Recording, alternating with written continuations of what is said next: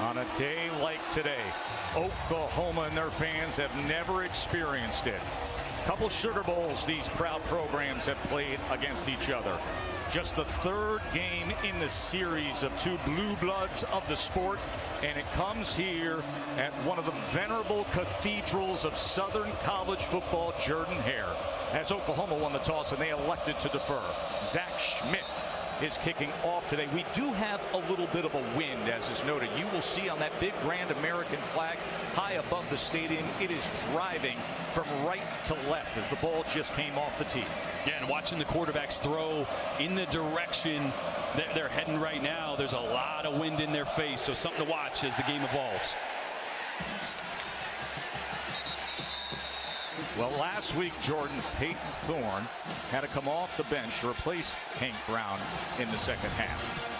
Yeah, 3 weeks ago had the 4 turnovers at Cal, but last week really gave him a spark in 4 drives, led him on 2 scoring drives. They need his experience because this Oklahoma defense is going to throw the kitchen sink at this Auburn attack from fronts to back in blitzes. He's got to be on his numbers today to make sure the decision making is where Hugh Freeze needs it. The dangerous Jarquez Hunter is the featured back. He's one of the dynamic game changers in the entire SEC. They're going to quickly get it in the bubble to Simmons, and Simmons is wrestled down at the 24-yard line. Our impact players are built by the Home Depot. Yeah, and on both sides, there's a lot of talent when it comes to Auburn. You just mentioned his name, Jarquez Hunter. He's one of the best running backs in the entire SEC. Got to see a lot more of him today. And their #1 wide receiver, Keandre Lambert-Smith, going up against 2 of the best on the Oklahoma side, linebacker Danny Stutzman and Robert Spears-Jennings on the back end. Billy Bowman made the tackle for the Sooners. No gain on the play. Second down and 10.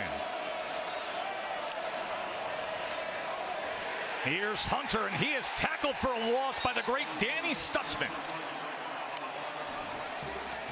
Boy, just mentioned Danny Stutzman.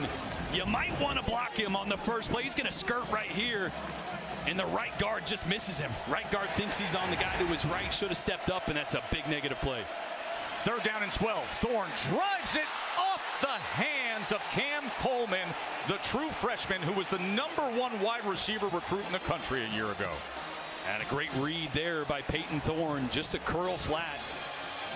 Young, talented receiver Cam Coleman. He's got a bright future, but has had some problems with drops, and that's not the way you want to start the day for this Auburn offense and Hugh Freeze. So a 3 and out will bring out the 6'3" big Aussie Oscar Chapman to punt away, as Peyton Bowen's going to have a chance for a return. Driven knuckler inside the 35, and special teams coverage right away on top of him. Now here's one of the big stories. It is the true freshman from Emerson High School in Dallas, Texas, who, as we said, becomes just the 7th Sooners quarterback in history to start a game as a true freshman. Say hello to Michael Hawkins. Yeah, and you see him there, the 7th dual threat quarterback prospect last year, and that's what I want to see today. I want to see him trust his legs as a young quarterback. When you're replacing a guy like Jackson Arnold, don't try to toot too much. Listen to your feet, make a play when it's there, and trust your feet.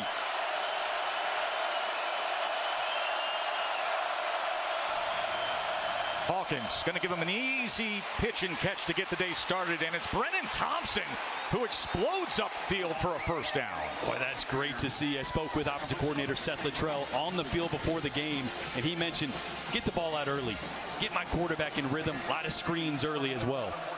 Quick tempo, short pitch to Barnes to the boundary, and he's taken down at about the 49-yard line. It was Jalen McLeod with the tackle for the Tigers.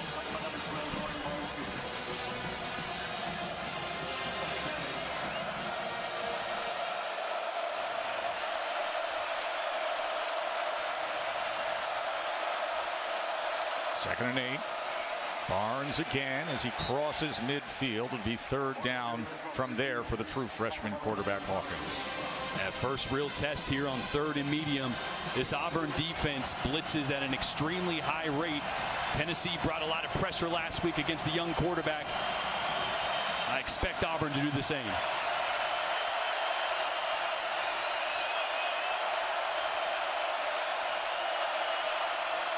Third down and 5 for Hawkins.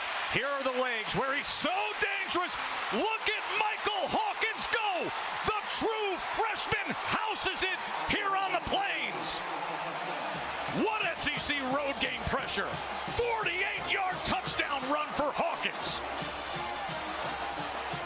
Seth Luttrell, the offensive coordinator, drew it up. Hawkins delivered.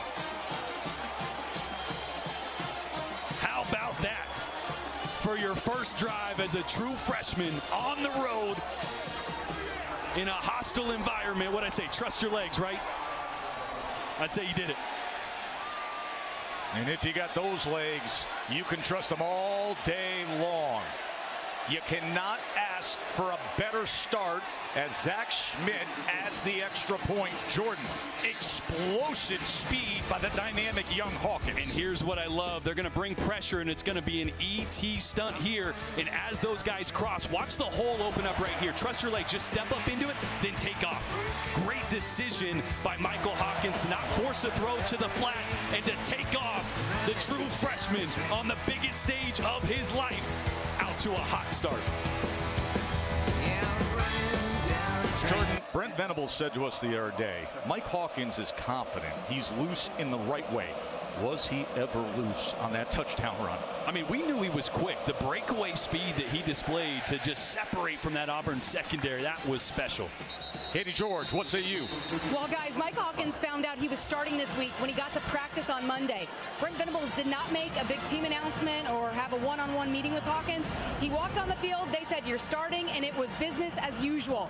Hawkins said this is a big moment for him and his family, given his dad played for OU in the early 2000s. He said the key today was to stay poised and let the game come to him. I'd say so far so good. No doubt. Saw Dad there. He played for Bob Stoops, went on to play some Arena League, a couple years with the Packers. And he's got to be proud of his son the way he starts this game. All right, Auburn, remember the first drive, 3 plays, -2 yards. Peyton Thorne coming back for the ball that was nearly intercepted, and that has been the big problem all season long for Auburn. Tip balls, deflections, and then turnovers. Des Malone nearly got one. KLS was the intended target. Yeah, just a full field progression, working from his left to his right. That's his 4th read. Sometimes you just want to dump it down to the running back, right? Too much time against zone coverage for those eyes to be on the quarterback and break on the ball there. So a rocky start so far for Peyton Thorne.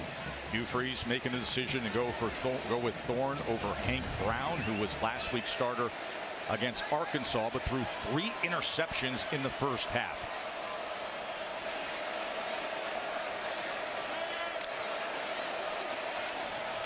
Thorne, that was nearly pinpoint. That was Ethan Downs who had his hands right in the face of Peyton Thorne. Boy, just another good job of reading eyes. I'm going to try to set up the screen to the tight end right here. Slips the screen, and great job by Ethan Downs, just reading the ball separation. As soon as that quarterback separates his right and his left hand, put your hands up. And a 3rd and long on this second drive for Auburn. 3 straight incompletions for Thorne. 3rd down and 10. Quickly into space to Hunter. Jarquez Hunter trying to weave his way, and look at that extra surge to move the chains.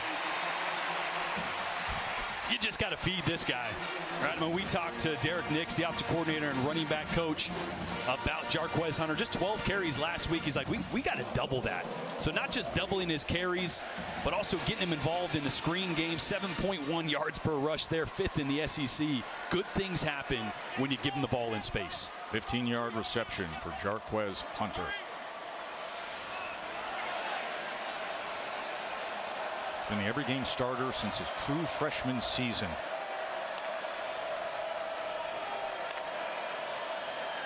Now he'll get some work here, but he is met and then driven back, as it was Billy Bowman the first to get to Jarquez Hunter, and the rest of the Sooners defense cleaned it up.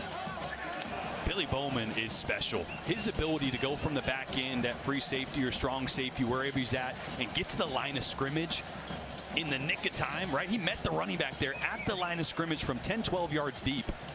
He's a guy that when you flip on the tape, he jumps off. I used to watch Earl Thomas back in the day. He looked like he was moving in fast forward. Yes. Everybody else was moving in slow motion. That's how I feel when I watch Billy Bowman. Got a quick glimpse of independence there. The bald eagle who got the nod today to bring about that War Eagle battle cry. 2nd down and 9. Quickly getting it out to Lewis, and Robert Lewis, the senior from Georgia who transferred from Georgia State, takes it ahead for a first down. I like this. Get the ball on the perimeter, right? Oklahoma's so good between the tackles. They give you so many different looks. They muddy it up. So make this a 2-on-2 game. Make it a quick, fast break like in basketball. Get the ball on the perimeter. See if you can break a tackle and create an explosive play.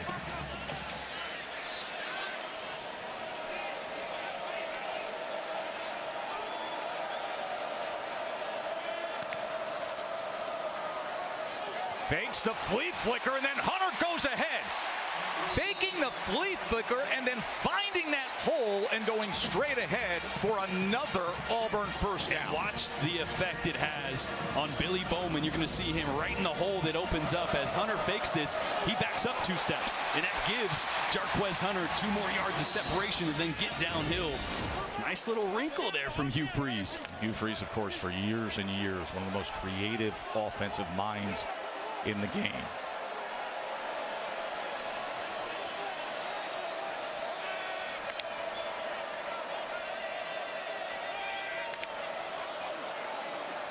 First down, Thorne drives the ball to the outside, and coming up with the catch that time was Keandre Lambert-Smith. He falls down and stayed focused on the ball, Jordan. Yeah, that's actually a really great throw by Peyton Thorne as well. The anticipation, he threw that one really early. And Lambert-Smith, like you said, a great job on his heels of coming down with that one. 20-yard reception for KLS. Peyton Thorne settling into this game all of a sudden after that shaky opening possession for Auburn. Alston with the carry. And Alston running hard. And look at the way he's holding on to the ball, because it is Damari Alston who has been one of the guys who's been most affected with the turnovers. Yeah, he's had a fumble in the red zone in a critical moment. But this team as a whole, the turnovers are really the story. They could be 4-0. You mentioned it early in the open, that if they weren't leading the country in turnovers, there's a good chance they're undefeated here with Oklahoma rolling in, and this is a completely different conversation around Hugh Freeze.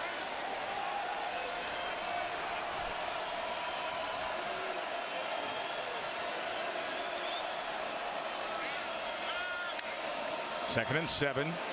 Thorne's going to run it himself inside the 10 and spins for that line to gain.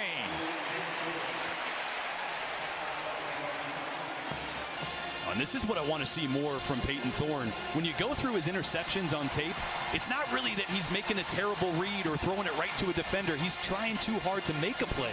So when it's covered like that, trust your legs. He's a good athlete, especially in the red zone. You'd rather have a positive play, not move backwards or make a mistake. Sam Jackson is in the game at quarterback. He's played quarterback at Cal. He's played quarterback at TCU. And here at Auburn, he has come in these shorter goal line situations. Now, the ball is at the 6, but they like the package with Jackson in this spot. They go with the power run game from the quarterback, but he cannot break free. He was trying to shake loose, but he couldn't get past Thomas. R. Mason Thomas with the tackle. Yeah, interesting to bring him in there at the 6, like you said. I was at practice. They were bringing him in around the 2 or 3 yard line at times. It felt like the offense was in a little bit of a rhythm with Thorne. You take him out there, and now a very big second down, 2nd and goal. This will be the 11th play of the drive after Oklahoma immediately with their true freshman quarterback hit on a 48-yard Hawkins touchdown run. This is Auburn's response. 2nd and goal. Thorne, as he makes it to about the 3-yard line, it'll be 3rd and goal from there. R. Mason Thomas involved again, as Billy Bowman was. Boy, this is where I want to see Hugh Freeze give Peyton Thorne a 2-way go. I'd like to see him get out the pocket a little bit. Get some rub routes, some crossers on the outside to the field. He got a lot of space to work with being on the left hash. And give Peyton Thorne and his athleticism the chance to tuck it and make a play if it's not there. 3rd and goal.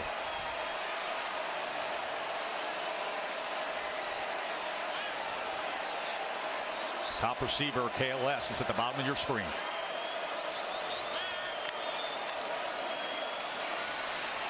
Hunter. He gets down to the 1-yard line. Got to go for it here. I think that you hand the ball out to Jarquez Hunter because you know you got 2 chances to get a touchdown. Now they're going to bring in some extra beef here. Sam Jackson, the receiver. was a quarterback back in the game. Sam Jackson.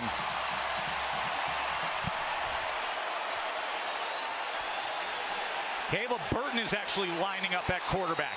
Caleb Burton, and we're going to get a timeout used by Oklahoma. So that was sneaky as they go with the shift.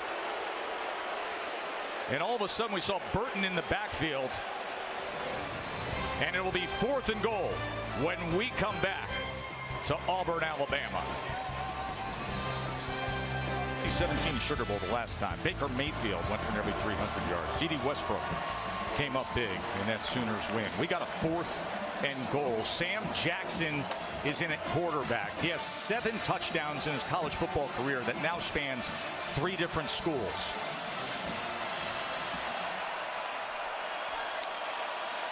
Jackson running right, turns it upfield. He didn't get there. That tremendous Sooners front with Billy Bowman and the rest of them. Danny Stutzman. Everybody getting involved down the line, Jordan. Well, that's why I said it right in the break. I might as well just hand it off to Jarquez Hunter here, being 1 foot away because Oklahoma is so good going sideline to sideline. Billy Bowman is going to get all the way around this and come back and attack Jackson right there at the goal line. Once again, Billy Bowman not just playing at the line of scrimmage, but be playing on Auburn's side of the line of scrimmage to bring the ball carrier down there on 4th down. That's why he's one of the best in the entire country. Bowman comes up with the 4th down goal line stop, a turnover on downs, and 13 plays going over 7 minutes. No points for Auburn. And now the true freshman on the road, 5 yards into his own end zone, is Michael Hawkins. And listen to Jordan Hare.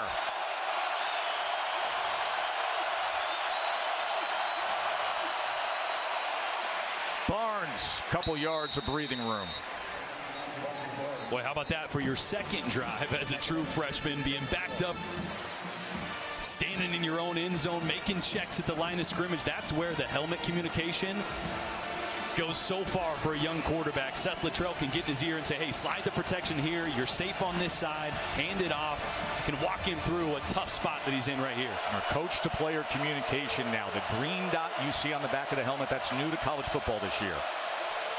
Barnes again patiently waiting, picks up just a couple because Falk met him with the tackle. So now here comes Seth Luttrell. You see the play caller there with a big 3rd down to get out of trouble. And now we're going to see just how much Seth Luttrell trusts his young quarterback and just who they think they have on the outside that can make some plays. That receiver room is decimated. They're down their top 5 receivers. So a lot of new faces here on 3rd and medium. Nick Anderson, Anthony, and Deion Burks all out of action now this week. 3rd down and 5. Hawkins from his own end zone. He can't get anywhere. Taken down by Austin Keys.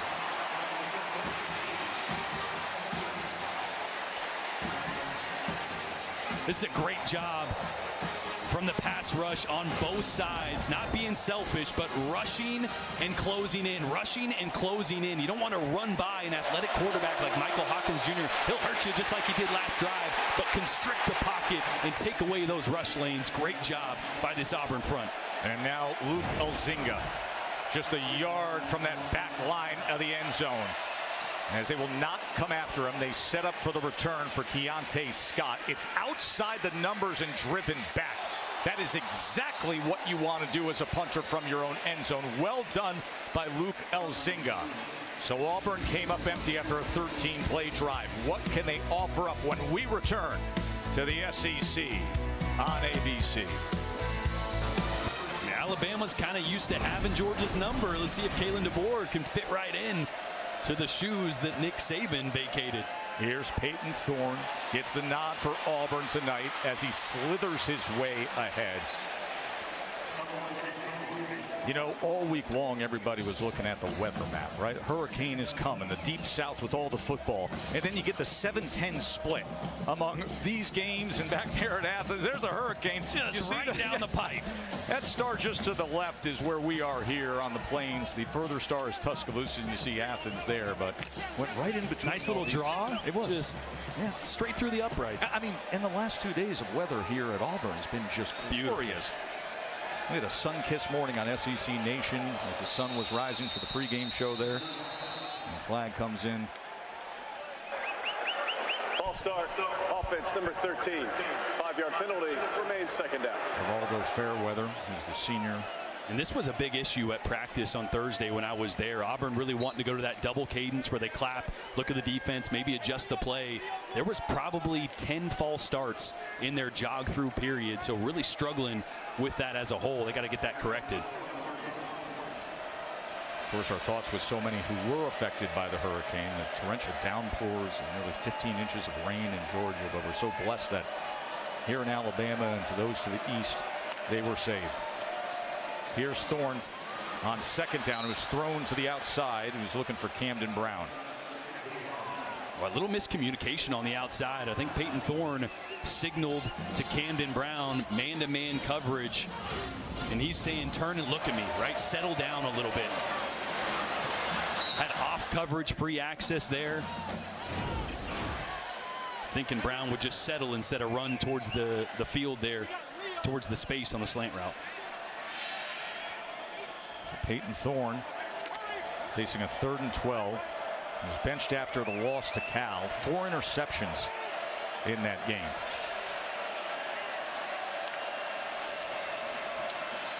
Oh, they tried to go inside, but instead it was Woolard getting his hand to deflect it. Boy, another really good job. Speaking to Zach Alley, he mentioned when you're rushing a quarterback, don't rush the quarterback.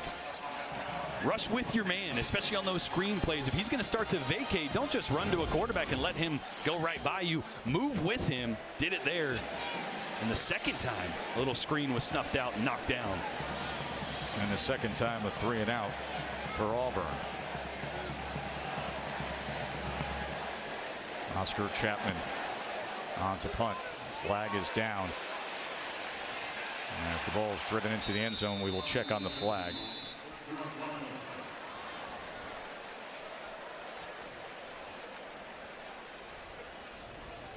Jason Autry heads up this crew. Brent Venables looking for an explanation. Going with a true freshman quarterback today is coach. Illegal formation, kicking team number 23 was not on the line of scrimmage. The 5-yard penalty will be added to the end of the play after the touchback. First down. Well, speaking of the true freshman quarterback, our player check-in presented by Allstate. You want to see how fast Michael Hawkins is? First drive, 3rd down. We knew he was quick, but look at the breakaway speed. I mean, there's Auburn defenders in the second. Look at this. Watch, we're going to put it right on the 40-yard line. Bam, go. So here's his 40 yards to the end zone. Full pad, slowing down a little bit. 4.48. Are you kidding me? I mean, there was Auburn secondary defenders that had great angles on Hawkins, and he just ran away from all of them. A true freshman, a 48-yard touchdown run, and that has the Sooners up 7-zip as Barnes will take the carry. He's met at the line of scrimmage. We kind of mentioned not the perfect scenario for a true freshman. He's had a hot start so far, but you're on the road. You're down your top 5 wide receivers. Offensive line is starting its 5th rotation as well. And look at all the names. Seth Luttrell on the field earlier was saying, I'd love to have just one of those guys. Katie will inform us a little more there. All the shuffling they've had to do and the domino effect because of it. 2nd and 9. Here he goes again, and this time Hawkins has to come up short as the defensive back was coming in, as well as Asante. Katie. Well, Tess, they're so decimated at receiver. They moved cornerback Jacoby Johnson to wideout this week in practice. Given the severity of the situation, the position change also led to a jersey number switch as well. Johnson's wearing number 19, the same number formerly worn by tight end Caden McIntyre. McIntyre is now 86 this afternoon. And Katie, this is a spot where you need your best receivers. 3rd down and 7. But that injury report doesn't help. But they get it complete as he drives it to Bauer Sharp. Sharp, and Sharp with a big chunk play inside the 25. Michael Hawkins absolutely rifled that, but let's check the flag back at the 35.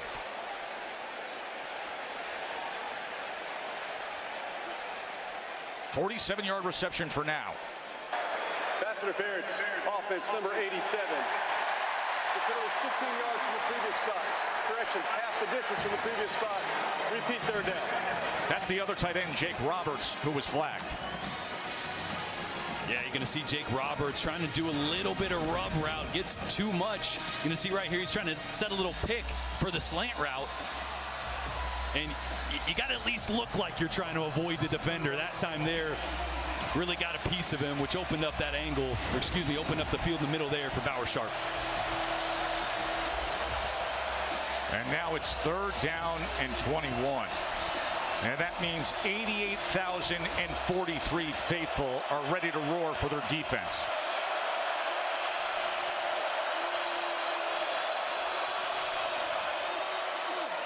And quickly get it back to Sharp, but this time he's going nowhere.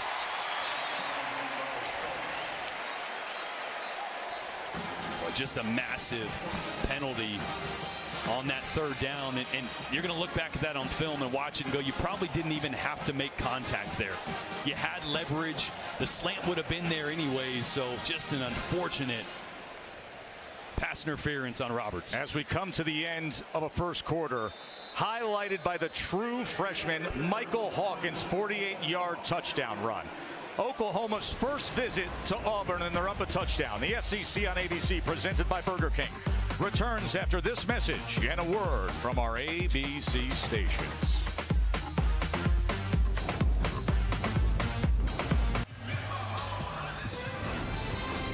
Glad you're with us watching the SEC on ABC. Alongside Jordan Rogers, I'm Joe Tessitore up here in the booth. Katie George down on the field.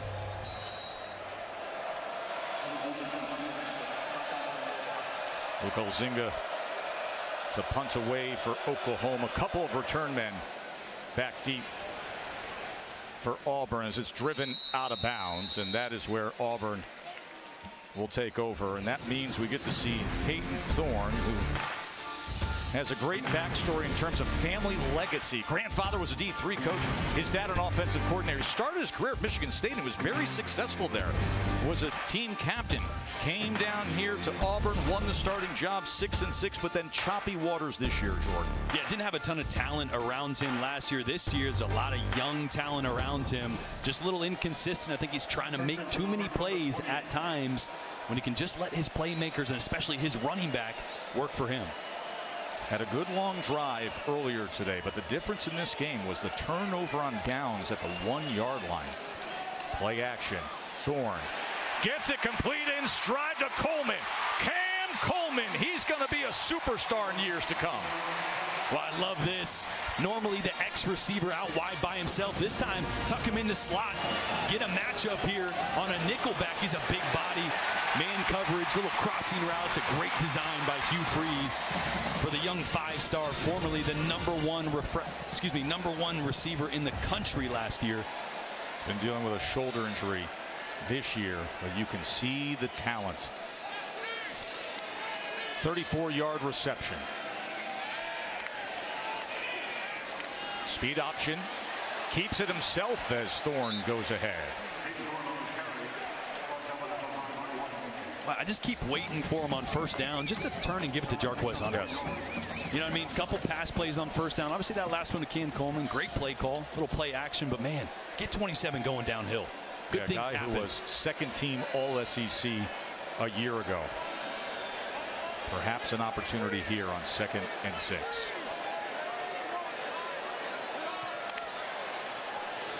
And there is the short pitch to Hunter as he tries to turn the corner. It'll be 3rd down from there at about the 32-yard line. Woody Washington and Des Malone on the tackle. Yeah, just really tough against this defense to go laterally.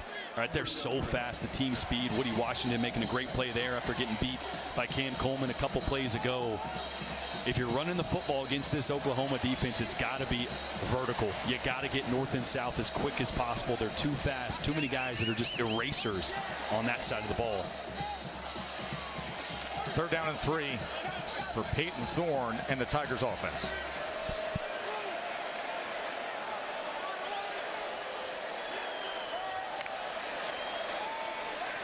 Thorne with time. Going to take a shot downfield, and that ball's in the hands of KLS. Touchdown, Auburn.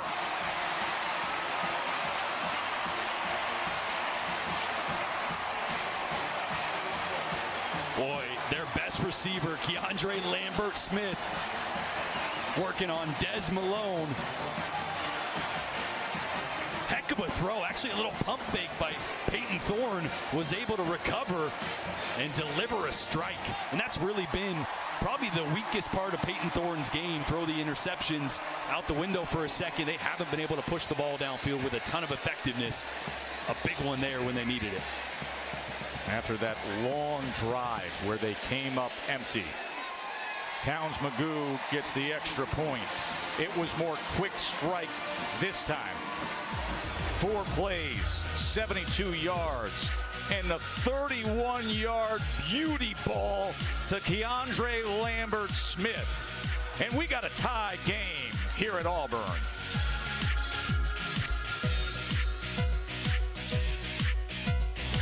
From the touchdown pass moments ago, what a difference the transfer from Penn State has made. KLS.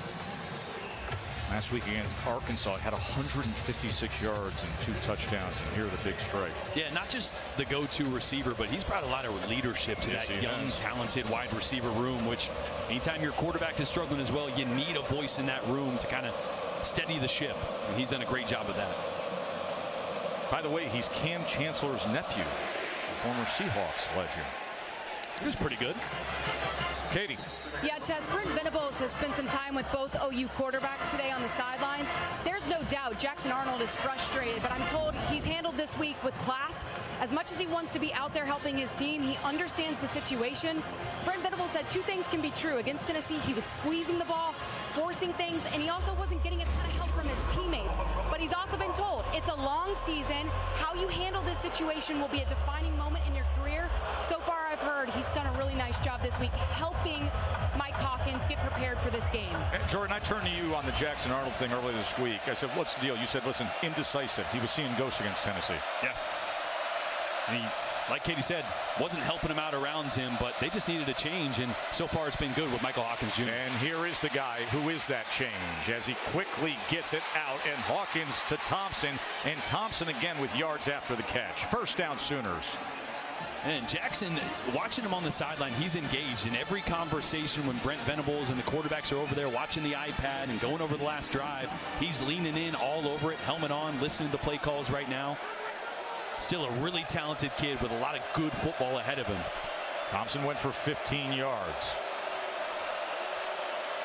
Hawkins is 3 for 3, 31 yards passing. Of course, the dynamic 48-yard touchdown run. Going to set up the screen. He does so to Sharp, and the big athletic tight end breaking tackles and going ahead for 8.5 yards. Boy, and the screen game has kind of been the rushing attack for Oklahoma. They're really struggling just turning and handing the football off. That offensive line has been banged up. So Seth Luttrell mentioned down on the field to me before the game, we got to get the screen game going. We got to take some heat off this offensive line, get these big Auburn defensive linemen to move sideline to sideline, and good one right there. Seth Luttrell, former head coach at North Texas, but now one of the prize gets as an offensive play caller here at Oklahoma. 2nd and 2. Barnes straight ahead, crossing midfield, first down, Sooners.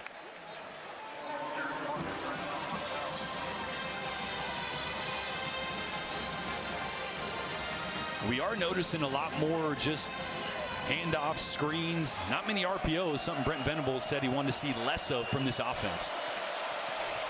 Hawkins on first down, somehow stays alive for the moment, and then desperately throwing it. You can hear the reaction from the crowd. Flag is down, by the way, deep at the 35-yard line. And now they will place that flag down where Hawkins threw the ball away in desperation. I think there's going to be a pass interference call where Michael Hawkins Jr. wanted to throw it, There are fouls by each team on the play. Holding, defense, number 23. Intentional grounding, offense, number 9. Those fouls offset. Repeat first down. You saw the reaction by Hugh Freeze. Like, we got after him. We chased him down. We got the intentional grounding, but then Jake Crawford, the true freshman. Yeah, Hawkins looking to his left, trying to get Reagans, getting pulled down by another true freshman, Jake Crawford. And that causes Mike Hawkins Jr. See him looking to the left, one to hit that. It's not there. Starts to panic a little bit. And then as he's going down, that's just something that takes more than a couple drives in your career to realize. Just eat it there. Lose 5 yards instead of head backwards even further. Hawkins, plenty of time, and then has to make a decision to scoot ahead, and only goes for a couple yards before Eugene Asante is able to wrap him up. He is the heart and soul of this defense. Yeah, and he was a spy on that one for Michael Hawkins Jr. We talked to DJ Durkin, right? On third downs and passing situations, who do you spy him with? Is it a secondary guy? Is it a guy like Eugene Asante? Right there, just getting eyes on the quarterback, making sure you don't give him those running lanes. One of the most venerable, well-traveled defensive coordinators in the SEC, DJ Durkin. Second down and 9. They go with the inside tunnel screen. Petaway actually bounces it to the outside where he's run down after a gain of just a few. So obviously blocked for the inside tunnel. He had to bounce it to the outside. Yeah, just really good pursuit from this Auburn secondary on the inside. Maybe would have got a couple yards if he would have stuck it right up in there trying to make a play. And with no Deion Burks, Petaway is really that go-to dynamic receiver. They want to get opportunities with him and the ball in space. Especially here on third down, you're going to see him at the top of your screen. Right there.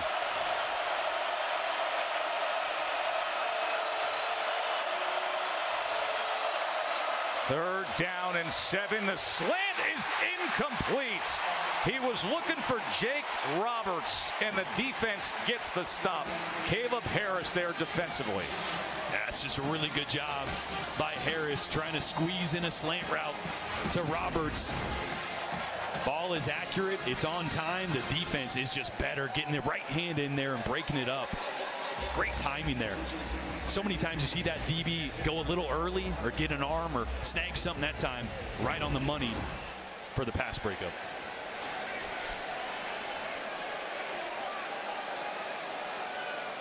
Elzinga looking for the pin. And it checks up and then goes the opposite direction. So it'll be around the 19-yard line where Auburn will take over. A beautiful afternoon here in Auburn, Alabama. Sanford Hall, one of the iconic symbols of this grand university. We'll be back with more after this short break. SEC on ABC, presented by Burger King, is brought to you by Allstate and the Allstate AFCA Good Works team, recognizing the athletes for their good work off the field. Visit ESPN.com/Allstate to learn more. That's the bald eagle named Independence, the very symbol and spirit of Auburn. And a great tradition that is kept alive each and every home game. War Eagle battle cry heard before kickoff every time you're here. You only got 2 Eagles. I got Aurea and Independence, and they don't decide who flies until they take a look at the wing patterns. So Independence got the call today. Kind of how you handle quarterbacks sometimes. Pretty much. Here's Alston on the carries. He goes ahead for 3 yards. Who's got the hot hand, you know? Yeah. It's kind of how Hugh Which Freeze, way the wind is blowing. Yeah, it's kind of how Hugh Freeze has really handled this situation. Last couple weeks, especially after benching Thorne and then went to Hank Brown. He struggled, then back to Thorne. And I think he's really just looking for consistency. And I've loved Thorne so far because when a quarterback has thrown interceptions, what you don't want is him to start to be hesitant and not take the chances when they're there. He's taking shots and taking chances, and he's getting this offense going. So Hank Brown over on the sidelines looking in at Peyton Thorne. He gets to start today. 2nd and 7. Alston, he is tackled for a loss by Kip Lewis. Jeez, but Danny Stutzman really made that play. Just came right through the A-gap, turned that run back into the inside. I'll tell you what, Stutzman didn't have, I think he only had like 3 tackles against Tennessee, but he was in on every play. I mean, the stats sometimes don't just tell you the impact that 28 has on the game. That's a great example there. A guy who, by the way, was basically off to the NFL, and then he was talking to Coach Venables, and he said, I want to experience year 1 in the SEC with Oklahoma. 3rd down and 9. Big chance for Stutzman and that Sooners defense. They're going to keep it on the ground, and they're going to get it on 3rd and 9. How about that call by Hugh Freeze? Alston with a 9-yard run. Boy, 3rd and 9, this is just a great call because you're going to get a really light box. 1, 2, 3, 4, 5, and you're going to see that safety bail out. You got a tight end lead block, and the numbers were there. That's a great call by Hugh Freeze. Trace Ford, the defensive end, is slow to get up. The medical staff is out to check on him. He transferred in from Oklahoma State. Redshirt senior. He's part of that rotation of that outstanding defensive front for Oklahoma.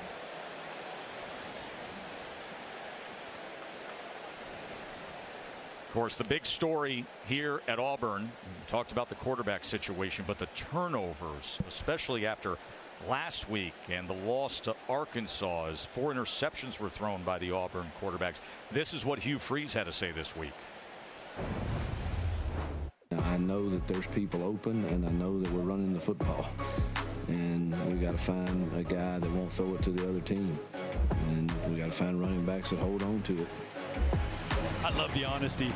We like to complicate football a lot of times. Sometimes it's like, hey, you should have thrown it here and you threw it to the other team. And I watched film actually on Friday yesterday with Hugh Freeze in his office, just going through some of those things. He's like, you know, this is what I'm trying to get my quarterbacks to see. Don't make the play that is the difficult one. Make the play that's right in front of you. And I think that's what he needs to see out of Peyton Thorne. What's that experience like with Coach Freeze the day before a game when you're sitting there with the clipper, just the 2 of you watching film? I love it. That's what I miss about playing, is being in the film room, just talking ball. You know, he took a ton of ownership too. He's like, look, I got to call some better plays, and we went through a couple scenarios where the call could have been better. But there's a lot of decision making that needs to improve from the quarterback position. This team doesn't have an offensive problem. They're one of the best in the country in yards per play. They just got a turnover problem right now. But so far in this game, played a clean game. This is after the 9-yard run by Alston. 1st down. They go with the tap pass to Cobb. And Cobb tries to get upfield before he is met by a pair of Sooners defenders. And, you know, speaking of Hugh Freeze and all this, like a soundbite like that gets attention. People are like, oh, he's pointing to the players, he's making excuses. He says, I don't even follow social media or any of the media narratives. He goes, I need my children. I need Reagan or Jordan or Madison to even let me know what people are saying. The guy doesn't even know how to sign onto his computer half the time. He didn't know how to sign into his film. I was sitting there, his office assistant had to come in to sign him into film. So you're right, but there's not a blame. He's not throwing quarterbacks under the bus. He's just, hey, this is what happens in football. Sometimes the call's bad, sometimes the decision's bad. 2nd and 6. Thorne, quick strike to the outside. Turning the corner is Lambert Smith. Remember, he had the 31-yard touchdown earlier. That was a nice little decision there by Peyton Thorne on an RPO, a run pass option. One of the things that me and Hugh Freeze watched more than anything. The numbers got to be right. Peyton hasn't been great in deciding to hand it off or throw it. That time just man-to-man coverage. Corner bailed, and a really good pitch and catch, an easy pitch and catch for the 1st down.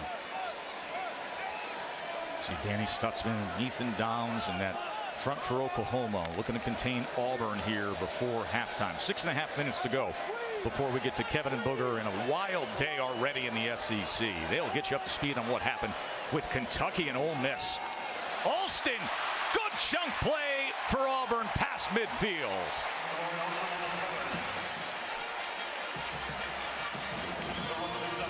Boy, Jeremiah Wright, big 77, 6'5", 333. Watch this block. He's going to climb and get a little kick out. Right there on Billy Bowman. Come on now.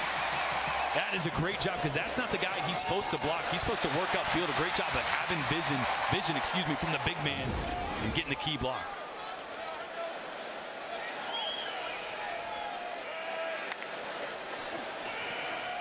Thorne on 1st down, going to take a shot again, and he nails it! Malcolm Simmons, how do you do, young man?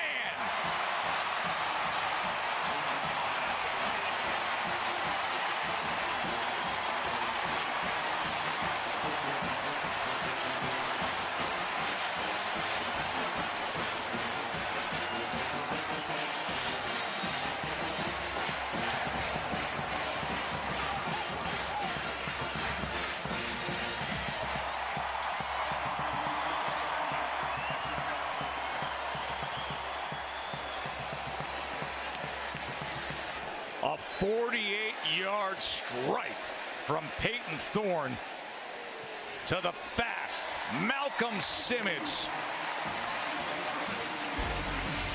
Boy, and it's a great job getting Billy Bowman, the safety, out of position. Watch Camden Brown push it up and take it here, and that's going to take Billy Bowman out of center field, or out of that half of the field, and that's what opens up the deep post behind him for Malcolm Simmons, one of the fastest, most athletic guys on Auburn. And Peyton Thorne, benched last week, back, proven he's the guy for the job. To go there and see Carson Beck and Jalen Milroe, to see Bama and Georgia. Saturday Night Football presented by Capital One will be coming up tonight on ABC. And what a clash of the Titans this will be in T-Town. Little revenge game for Carson Beck after what happened in the SEC Championship last year. Milroe got the best of him. I think we're going to see the best version of Carson Beck tonight. Sam Franklin from the 3-yard line. Franklin's taken down about the 23-yard line. Coverage where it counts is presented by T-Mobile 5G home internet. Yeah, anytime you have a quarterback that's turned the ball over a lot, what you don't want is for him to hesitate, and that has not been Peyton Thorne tonight. This afternoon, he has stared down the barrel and delivered strike after strike downfield on the money. For a guy that got benched, that lost his job, to come back and respond like this in that deep post to the talented freshman Malcolm Simmons to cap it off. As good of a performance as you could want from your veteran quarterback. Things have changed after that opening touchdown drive by Oklahoma. Michael Hawkins, the true freshman, gets the call. He's going to keep it himself and try to get to the outside. Little there, but after that opening touchdown drive, he had the 48-yard touchdown run. That is now the 13th play.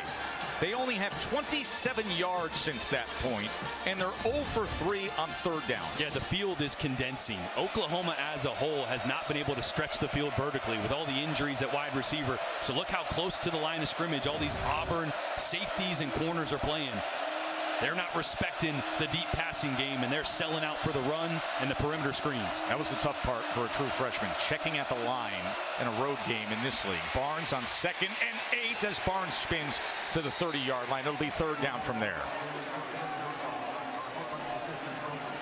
I do like how Seth Luttrell is starting to spread the field a little bit. Anytime you've got a young quarterback, the more you spread it, the more simple it gets, the more you can see the structure of the defense, especially here on third down. I got to think you use Michael Hawkins Jr.'s legs on 3rd and short here. It's a great box count for a quarterback draw. Nobody here in the middle of the field.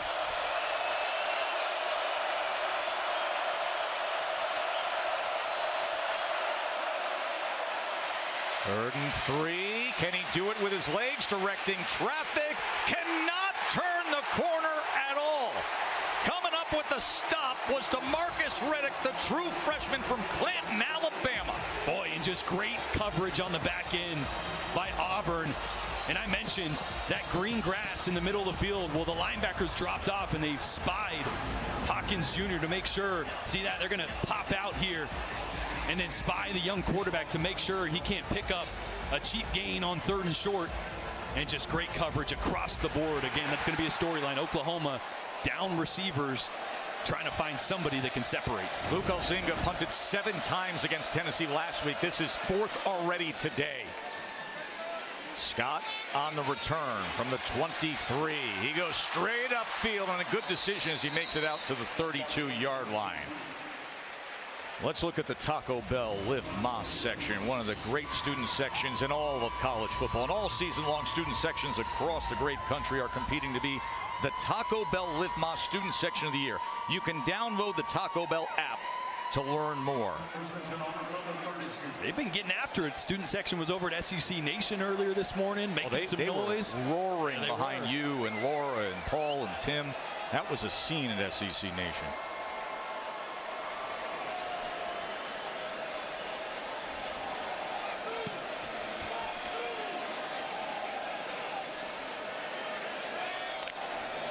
Peyton Thorne Keep it on the ground with Jarquez Hunter. Not much there. Of course, Peyton Thorne now 2 touchdown passes today, 171 yards. And a really important drive here for this Oklahoma defense and leader Danny Stutzman. They had a players-only meeting in the locker room after the Tennessee loss, bringing everybody together, realizing, hey, we're going to have to lean on this defense with the offense where it is. This is a drive. They got to stop the momentum that Auburn has right now. Give their offense a chance to tie this one up before half.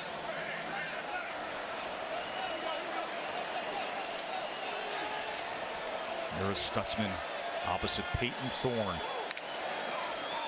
2nd down and 9. Flag is down as Thorne goes ahead, and Thorne is tackled by Kobe McKenzie.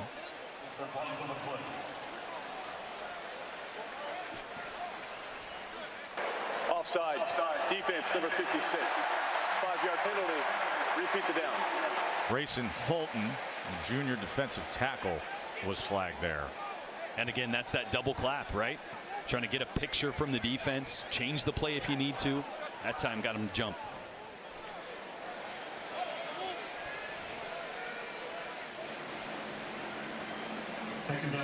We're really seeing this Auburn team slow the tempo down. Not just here on this drive, but the last couple drives. Not the usual fast break offense we're used to seeing. Get to the line of scrimmage, run a play. Really being methodical. 2nd and 4 after the penalty.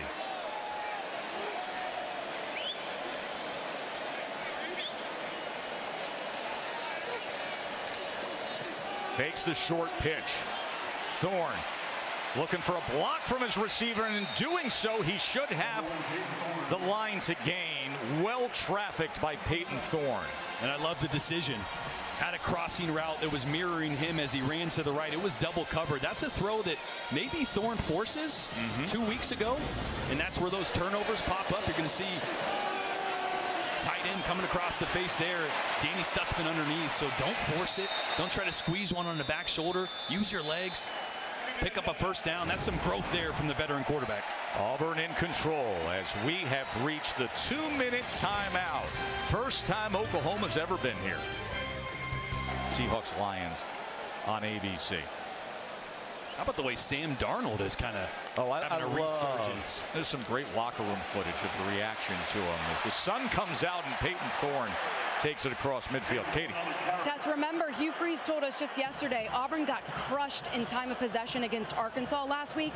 So that was a point of emphasis coming in today. So slowing down that tempo that Jordan mentioned really helps achieve that. That's a great point by Katie. And it helps you get in more perfect plays. We're used to seeing Auburn line up and have RPOs, and that's where you put the decision making on your quarterback. Now, get a look over to Hugh Freeze and get in a better play, and your quarterback doesn't have to make those decisions. Here's Thorne on 2nd and 1, runs ahead for the 1st down. They're in good position to add to this lead before halftime. 3 timeouts remaining. Katie mentioned time of possession. Here is the time of possession in this first half so far. Yeah, now you want to pick up the urgency just a little bit. You got the timeouts in your pocket.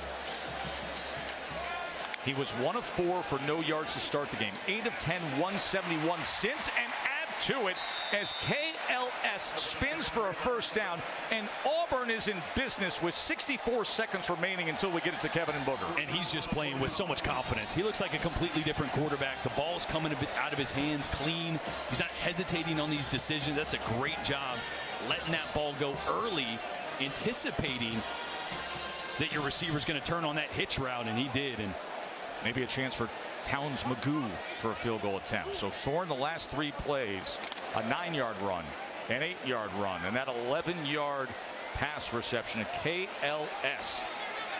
And now a 1st down. I can tell you they're not thinking field goal. They want to punch this one in, make a statement. Jarquez Hunter. Remember, they do have 3 timeouts. Here's where you might use one.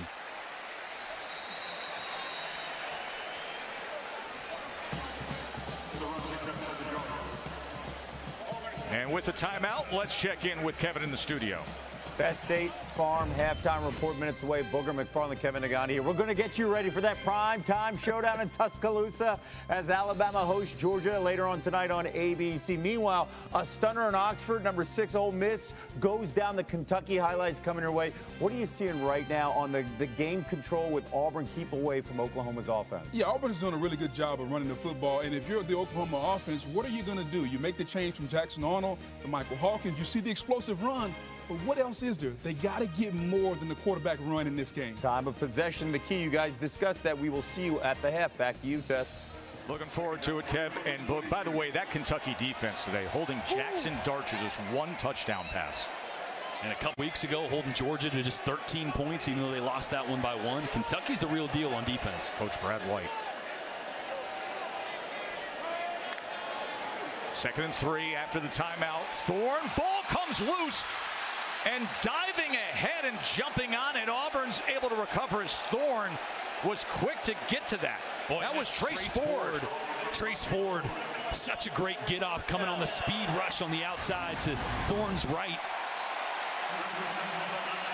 And almost a disaster for this Auburn offense. Pressured, survives it, and then is taken down for the sack. That was McKenzie getting in against Peyton Thorne. Yeah, you're going to see just an inside pass rush this time, bringing pressure down this way. And right now, Auburn, I feel like trying to hit those chunk plays to the field. You got 2 timeouts. You can use the middle of the field, right? Get something going to green grass. Timeout was exhausted there. 37 seconds.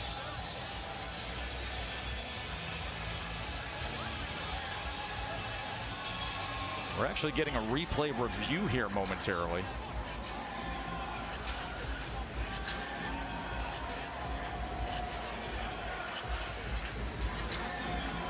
I'm trying to find out if they're possibly taking a look at the play previous, Jordan.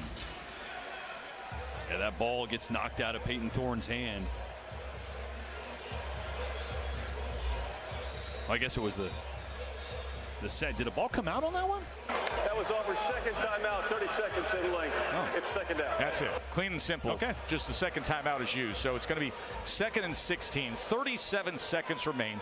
Auburn will have 1 timeout as the ball's on the 25-yard line. So obviously plenty of range for Towns Magoo. If they want the field goal, we'll see if they can get a little more here as they can manage these final 37 seconds coming off of the timeout. Got Cam Coleman one-on-one on the backside, if you like it. Hunter straight ahead inside the 20-yard line. That was on 2nd and 16 with 1 timeout remaining as the clock continues to tick down.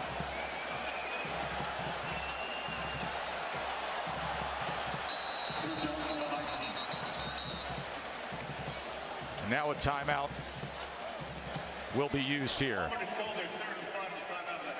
The game started off with the decision to start the true freshman quarterback, making Oklahoma and their coaches look brilliant, Michael Hawkins. And he didn't take long to make a statement. The long touchdown run on his first 3rd down on the Plains, but it was Peyton Thorne that had the answer.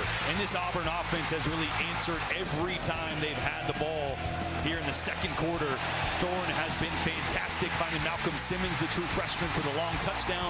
And now again, trying to put points on the board before halftime. So he had KLS for the 31-yard touchdown. He had Simmons for the 48-yard touchdown. And there is Michael Hawkins, who got off to such a great start. Only 5 of 6 passing for 41 yards, was sacked, but the 48-yard touchdown run by Hawkins, that is the highlight of the day so far for the Sooners. Hugh Freeze's offense has found themselves here as we close in for halftime. Kevin and Booger will get us all set for Bama and Georgia. Tell you everything you need to know that's happened so far in the SEC and beyond. 3rd down and 10. I think they're going to take a shot to the end zone here, bringing a tight end for a little more protection. Need it quick to the outside, and tackled right away is KLS. And remember, no timeouts. They're going to be quick to the line. as Towns Magoo, as they go with the fire drill field goal attempt. Snap, hold, kick, and it is no good. And I don't know that those final seconds were managed all that well, Jordan. I hate the play call. A flag comes in on what was technically 4th and 5. Boy, they may get bailed out with a penalty here, but I don't like the play call. Throw it to the end zone, so at least it's a touchdown or the clock stops. Instead, you got a fire drill. Illegal substitution. Defense. 12 players on the field. Wow. The 5-yard penalty results in a first down. Does that ever save Auburn? They go with a fire drill field goal in mismanaging the clock, and because of that, it's a missed field goal. But the penalty on Oklahoma in all the midst of the chaos. Yeah, 12 on the field there. So Towns Magoo now gets a reset. He can line it up. He can take his time. The true freshman who's in for the injured Alex McPherson, who has missed the entire season, he would be the starting kicker. But Towns Magoo, the true freshman, in his place with zeros on the clock because of the defensive penalty. The 27-yard attempt. And it is still no good. Wow. And that is the reality sometimes of being a true freshman in this kind of a spot. 27-yard field goal missed. See the snap and hold. Snap good, hold, laces away. Yeah, he came across it. Yeah, got his plant leg too close to the football there, came way across it just like the previous one.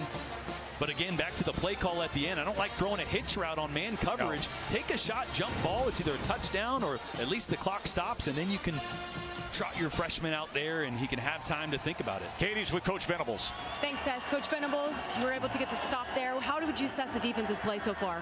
Not very good. We've allowed them to just nickel and dime us, not tackling underneath in our coverage, not reacting. They're doing a good job running the ball downhill on us right now. Offensively, what do you need to do to move the ball more consistently in the second half? Yeah, we just got to handle the rush. I thought Mike did some really good things in the first half.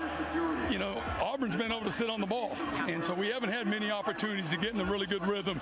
But in a little bit of work they've had, they've done some good things, and Mike is showing again he's an explosive guy. We got some guys open down the field. We got to locate them, and you know, defense, man, we got to tighten it up in a lot of ways. Thank you. Yeah, that defense that has given up 278 yards to Auburn. The State Farm halftime report is still to come after these messages and a word from our AD at Auburn. 14-7. Peyton Thorne, the Auburn starting quarterback today with 2 touchdown passes that Oklahoma will receive here in the second half. And that defense of Auburn, boy, they really got after it after that opening sooner. Yeah, they've been swarming. The long run by Mike Hawkins, and other than that, they've pretty much stifled everything. A lot of eyes on the young, talented, dual-threat quarterback to make sure he doesn't escape like he did on that first drive, and then the coverage on the back end as well. Just no windows to throw the football, and again, spying the quarterback every third down to make sure his legs don't pick up a first. The opening drive, they went 68 yards and had a touchdown. At Oklahoma, you see the second quarter dominance by Auburn. Since that opening drive, Michael Hawkins in this offense, 15 plays and only 43 points. Barnes on the ground. He is met right in the hole that time, as filling it was Caleb Wooden. You know, on one side we got a veteran quarterback in Peyton Thorne having a little bit of a resurgence this game.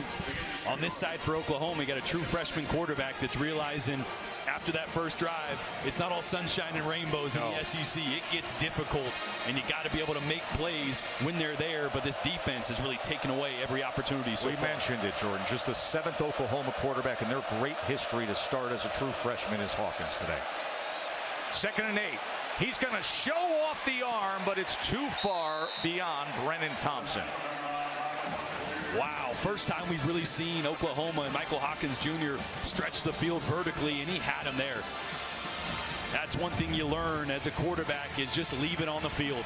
A 50-50 jump ball is way better than it landing out of bounds, and missed a big one there.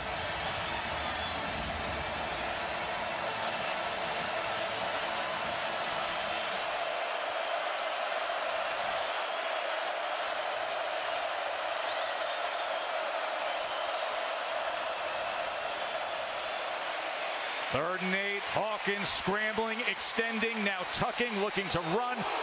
He took a big hit. Converging there were Jared Thompson and DeMarcus Riddick.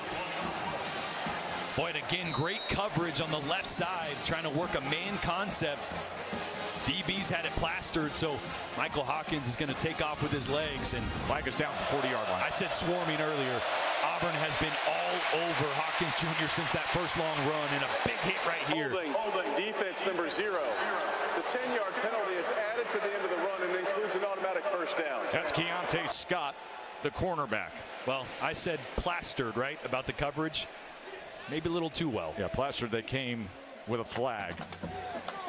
And with that, it'll be a first down for Oklahoma. Jared Thompson, the safety for Auburn, a little shaken up after that hit as well.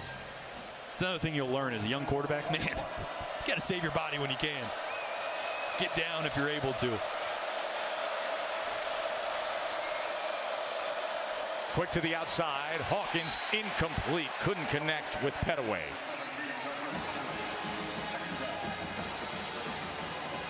And remember, they are absent so many of their top pass catchers. Nick Anderson and Anthony and Deion Burks. They are missing so much of that wide receiver room.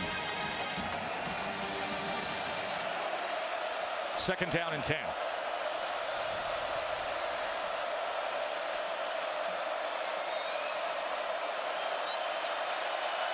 Freshman having to check on the line. And the decibel level increases. Hawkins, pressure on him, sets up the screen, but the tight end Sharp is gobbled up right away. Auburn all over it with Eugene Asante. Wow, Eugene Asante read this one from Jump Street. Just another great job on a screen. Watch him right here, just sit, and then attack as that screen develops. With Bauer Sharp there on the right side, slips right underneath the block of Branson Hickman, the center, and makes a huge stop. 3rd and 11.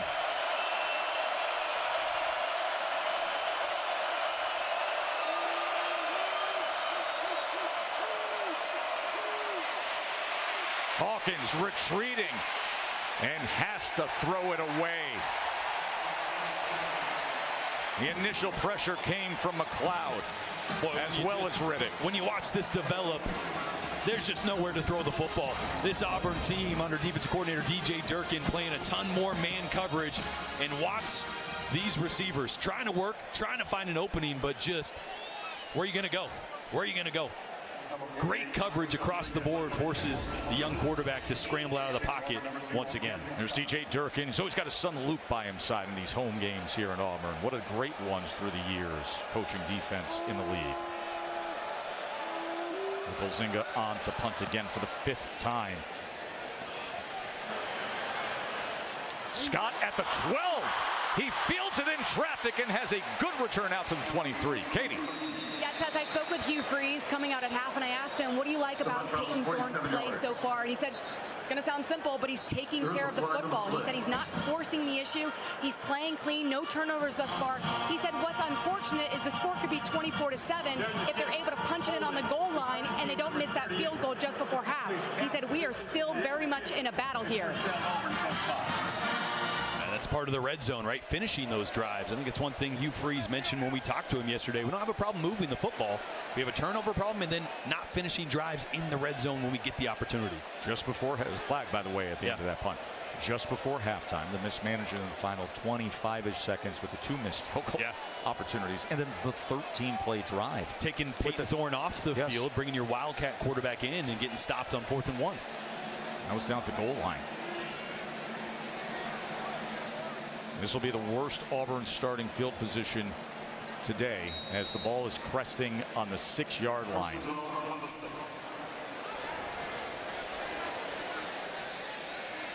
This is where this Oklahoma defense has got to take things into their own hands. Your offense is struggling. You lead the country in takeaways. This is where you need one of those.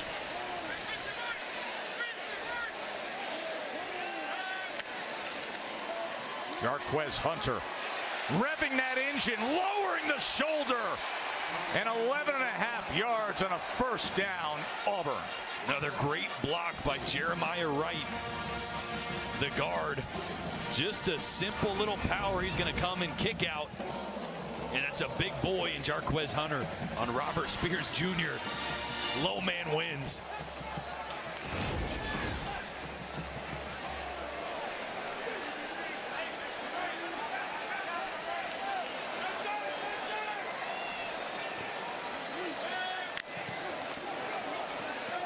Back to basics with Hunter as that offensive line drives the pile out to the 22-yard line. Well, and that's why when you watch the tape back from a game like last week for Auburn, you're like, how do you only give Jarquez Hunter 12 carries? Right. Good things happen when the ball is in 27's hands. And it's falling forward for 2, 3, 4 yards at times when the blocking's not perfect. 10 carries now today, 45 yards for Hunter. And again, feel the pace. 13, 12 seconds on that play clock. Auburn really taking their time on these drives.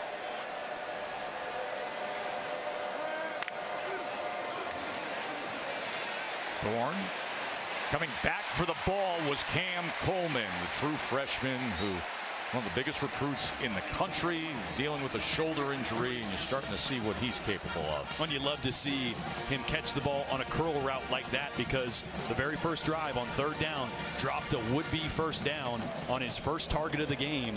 So as a young guy, the quarterback showing that trust in you again, coming back to you, having the opportunity to catch one and convert.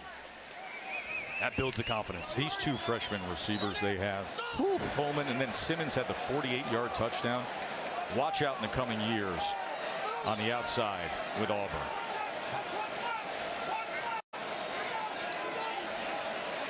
Play clock down to 1. Hunter straight ahead. This is the kind of drive that he wants. He talked this week about the workload he desires. He said, I want to have those high school kind of memories where it's fun, where you just make the opportunity time and again. Jeremiah Wright is just blowing holes open. I'm just messing with my telly right here. He's the right guard right there, number 77. I kept hitting the wrong button on that test. I was trying to show you, big man is just plowing the road for Jarquez Hunter right now. He's been in the program for 4 years. He was actually on the defensive line for a year before they moved him back to the offensive line as a penalty flag will come in. Illegal substitution, offense, 12 players in the huddle, 5-yard penalty, 2nd down.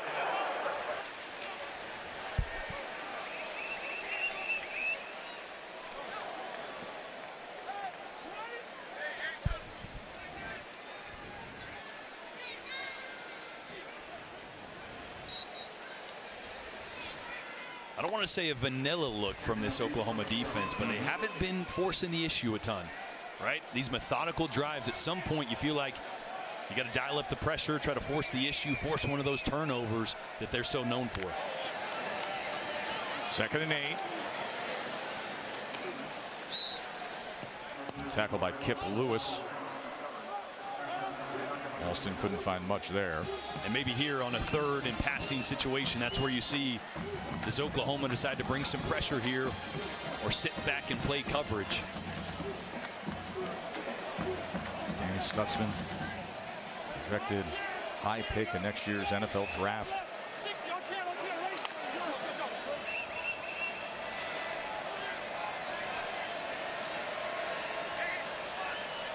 Third down and 7.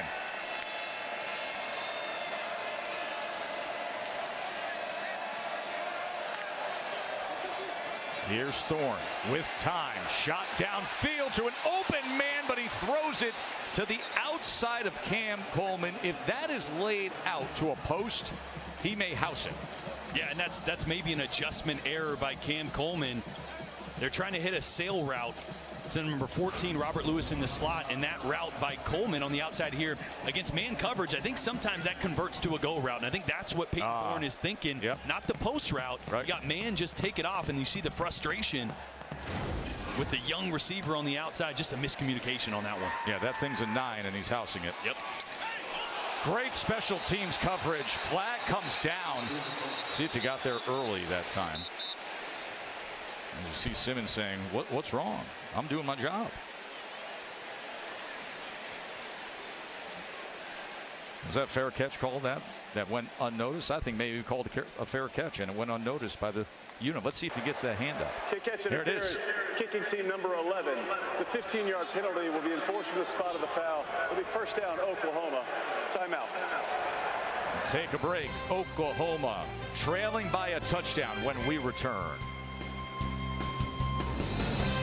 He's been very active on this Auburn sideline ever since the disconnect on the downfield throw. You saw him there talking to Hugh Freeze.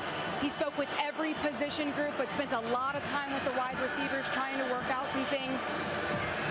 Active, and he was very frustrated when he came off the field. Hugh Freeze told him, you got to relax, settle down, we'll get it right the next drive. Javonte Barnes. Good run by Barnes. And Oklahoma with a good start to this drive. And again, going back to that last play, I think just a miscommunication. Cam Coleman at the bottom of your screen on the left side, going to beat the DB. Peyton Thorne thinking he's just going to take the top off with a 9 route, a vertical, instead goes to the post. He's going, hey, give me your eyes. I'm throwing that downfield.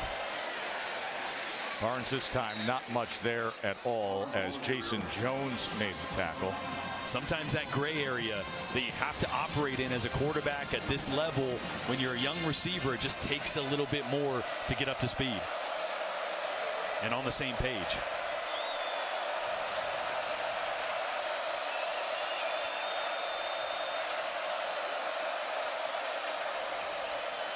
Barnes driving ahead for maybe 2 yards. It'll be third down from there.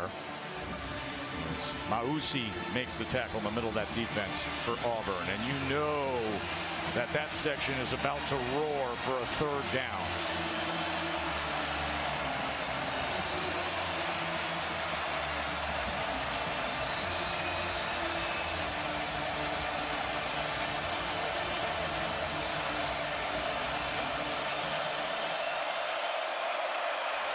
Auburn showing pressure. They're trying to sort out protection here with a few seconds left on this play clock.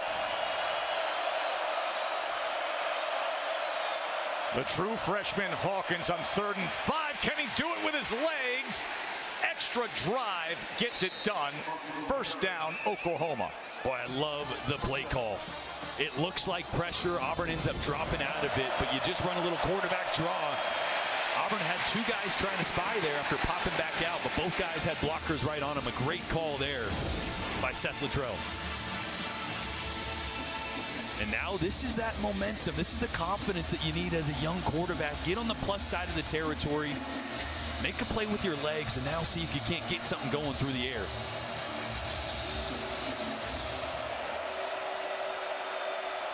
That's only their second third down that they've converted today.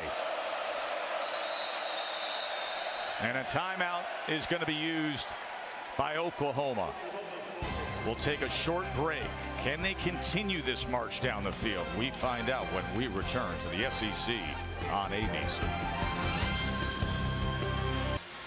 Well, you look at the recent great history of Oklahoma quarterbacks. We can speed date through this thing, right? Because Baker got in there, won a Heisman Trophy in 2017, and then Kyler Murray wins the Heisman in 2018.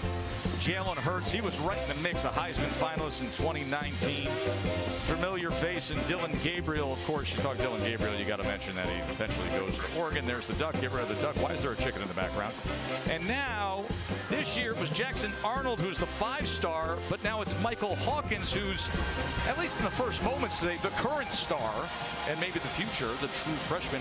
How will this whole thing play out? It's happening in real time in front of us. Yeah, I still think it's to be determined. Jackson Arnold was the heir apparent. I did the bowl game, the Alamo Bowl. It wasn't a perfect night for him, but he showed poise and talent. The future looked really bright and just hit a rough spot to start this season for a number of reasons. And now it's Michael Hawkins' turn to see if he can't get things going. And off the timeout, a struggle to get back to the line of scrimmage for Javonte Barnes, the running back. 6.5 minutes to play here. A touchdown lead for Auburn. Joe Tessitore with Jordan Rogers as Jesse Palmer is on his other assignment for the letters A, B, and C. One of the many assignments. That's right. Happy to have you with us, Jordan. Katie down on the field. 2nd down and 8. Oh, nearly a miscommunication as the flag comes in, but it was Brennan Thomas coming in motion across just as the snap came. Yeah, these are the little things. False start.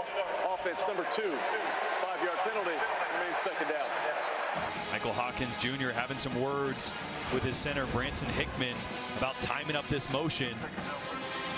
You can see he asked for it, right? He asked for it. That point there is for Hickman to snap the ball. It's late and almost a really bad play there. If that hits Brennan Thompson or whatnot, you're almost okay with a false start there instead of what could be worse. It could be a turnover that you can't afford. Trailing by only 7.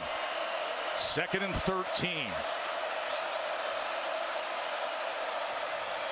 Hawkins looks right, looks left, now runs, keeps his footing, and nearly made a man miss as a flag reins in at the 25-yard line. It was Jalen McLeod, the defensive player that we mentioned.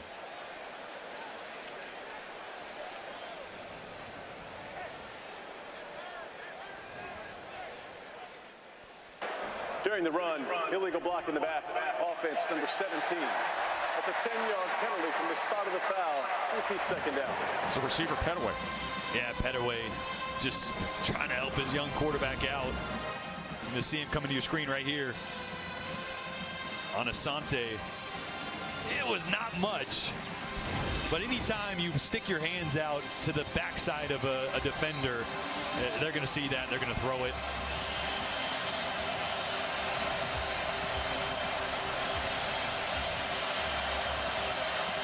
Second and 18 after the penalty.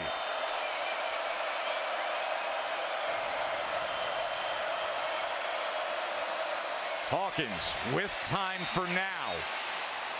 And able to connect as he gets it to Hester.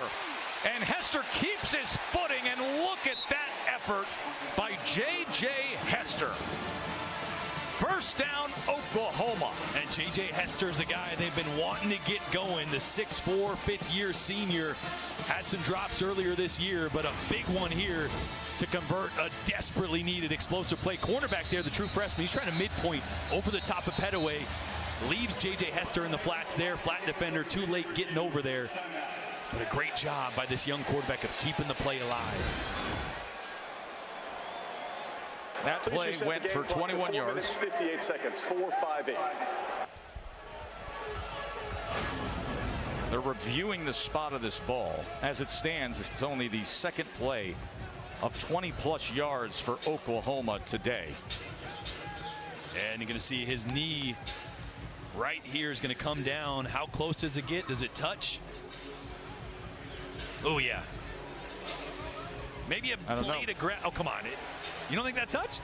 Listen, I'm not CSI forensic science of turf here. It's a tough look. Let's see. Yeah, that looks like it touches. I mean, you're better at this thing than I am. Yeah, Jordan. Let's just cut to it.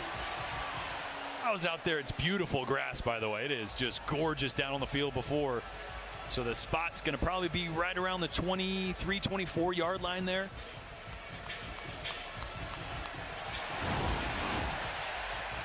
We'll back him up about 5 yards or so. But when you have so many receivers out, sometimes a play like that just builds confidence. J.J. Hester had a couple drops earlier in the season. He's a guy that everyone's been saying he's going to get going. They just don't know when. A big play like that can give some confidence to a guy they need desperately to step up for a receiver group that has been decimated by injury.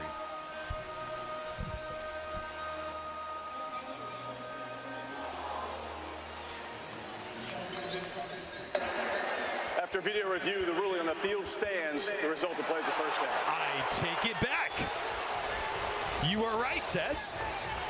But let's look at the AT&T connected cam for this replay again, as they say his knee wasn't down. Wow. I mean, okay. Well, here's the deal. You have to have the inconclusive video evidence that says his knee was down. So the ruling on the field is really critical here. Because had they say it was down, like either way, you're not over, you got to have the video evidence that supports it. Kind of like that Miami-Virginia Tech game last night, except we saw him overturn that.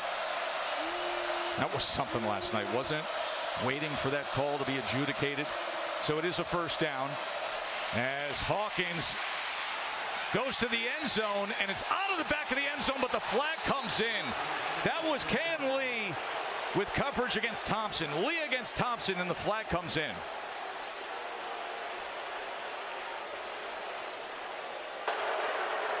Pass interference. Defense number 4. Foul included in the end zone by rule of the ball across the 2-yard line with automatic Kay first and down. Lee working on Brennan Thompson. A great job by Hawkins Jr. just giving his guy a chance. And again, you may be saying, was it catchable? The ball came in at a really low angle. You see here on the progressive pylon cam. I believe if he had his feet, could maybe jump and make that play, but it is borderline.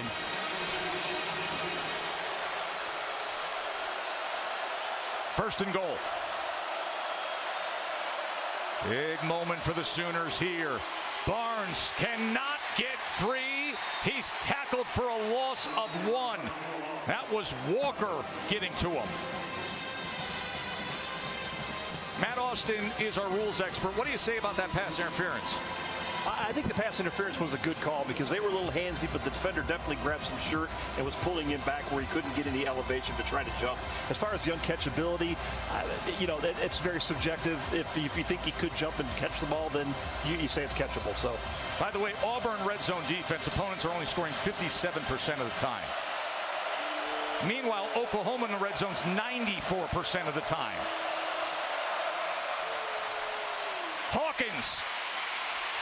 Hawkins is driven back. Boy, and it was Jaron Thompson, the safety, really turning Hawkins back in. We saw him get banged up earlier in the game on that big hit on Hawkins. The last time we saw him scramble to his right. And now a massive third down here for Oklahoma. And just listen to this.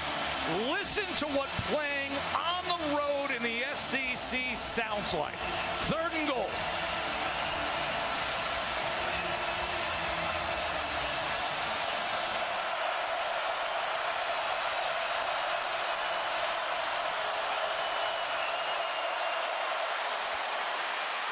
Flag is down as Barnes is in the end zone. We will check on the flag, and this will likely be walked back.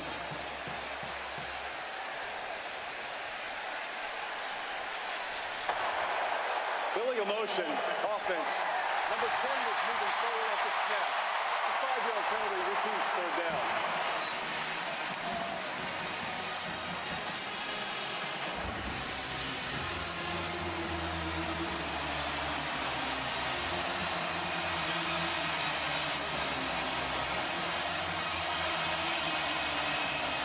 We're going to dance this dance again.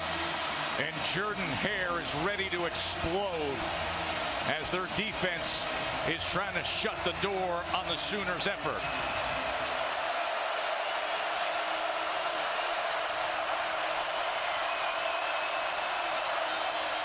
Michael Hawkins, the true freshman. He's got nowhere to go. It was DeMarcus Riddick, the true freshman linebacker, with the stop. Fourth down. A huge stand there by Auburn. After the pass interference call gave Oklahoma perfect field position with the opportunity to punch it in. They hold strong inside the 5. Beck Schmidt, who had been the starter the last few years, on for the field goal attempt.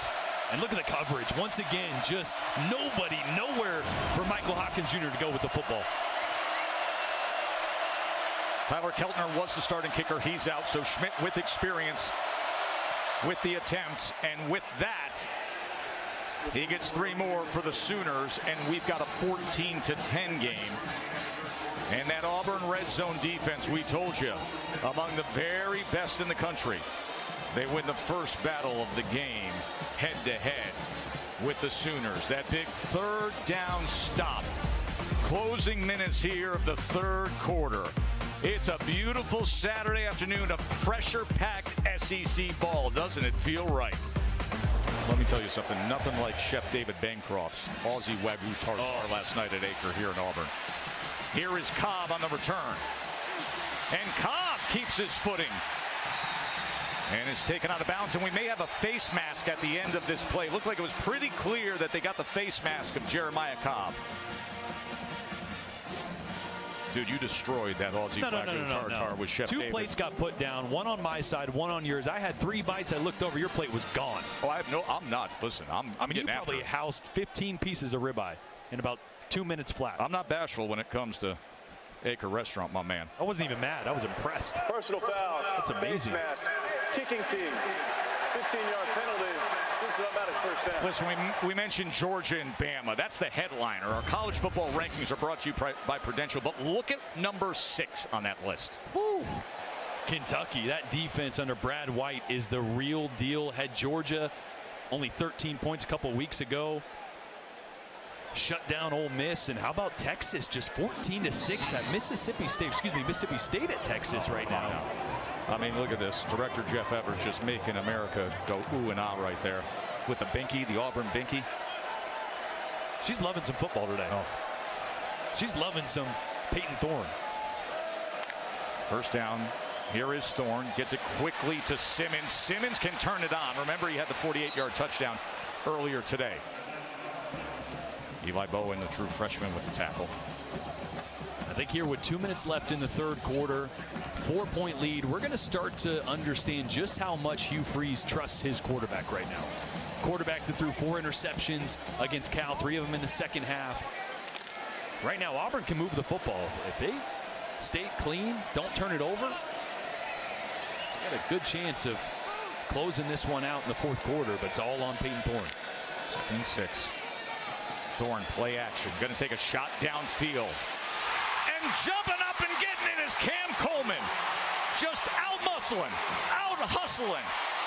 Cam Coleman with the big explosive downfield. And you know what I love? Early eyes. What was Peyton Thorne asking him? Give me your eyes. Look at turns. Is it going to be a back shoulder? It's going to be over the top. Got his eyes back to his quarterback so he could adjust to the ball. A great throw and a great job by a true freshman at fixing a problem. You just made a mistake a few drives ago. You come back and make a big play doing exactly what your quarterback asked you to do.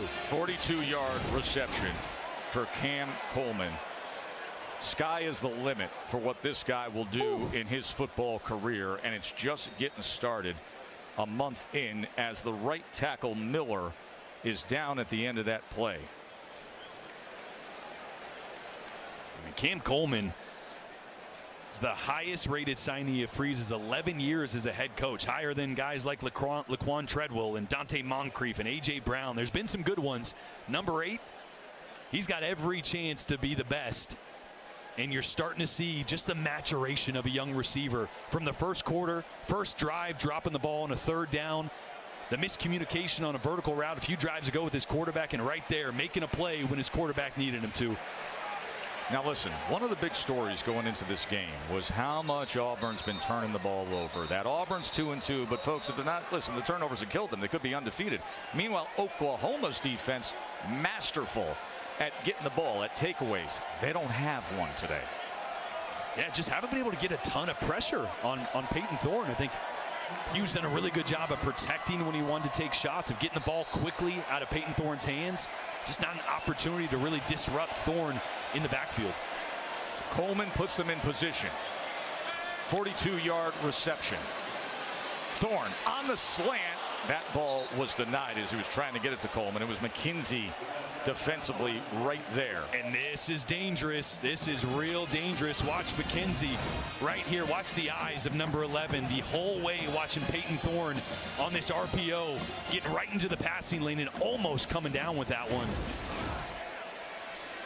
That's one that maybe just hand it off, right? I know the box count's not perfect, but you're 11, 12 yards from the goal line. Let's just chip away at this thing, not make a catastrophic turnover decision. Stutzman staring down Thorne.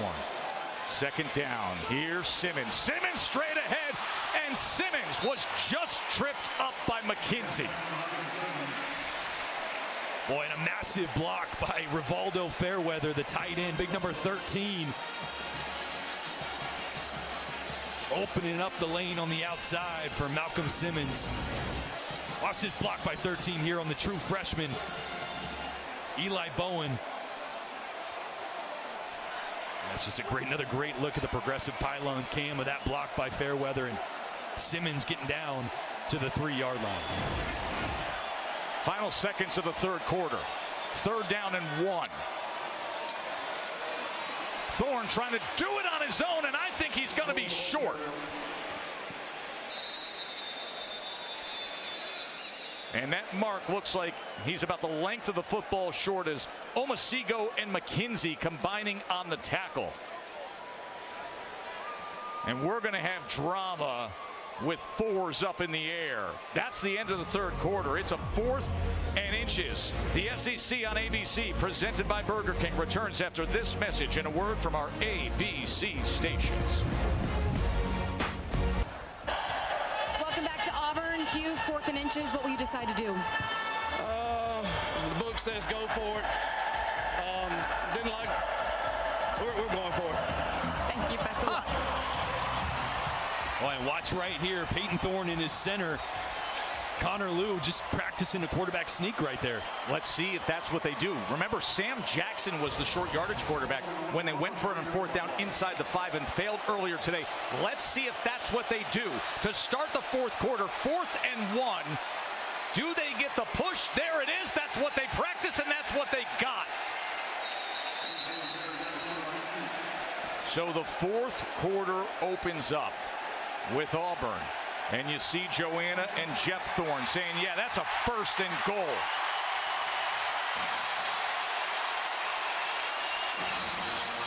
That opening drive, we saw the second drive, we saw the 4th and 1. They go to Wildcat quarterback. I love it. This time, put it on your offensive line. Put it on your quarterback, those running backs and tight ends. Little tush push for the pickup.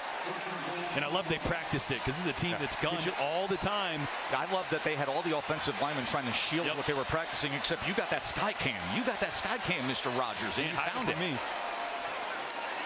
Thorne to the end zone. Flag comes down as Luke Deal gets the touchdown reception.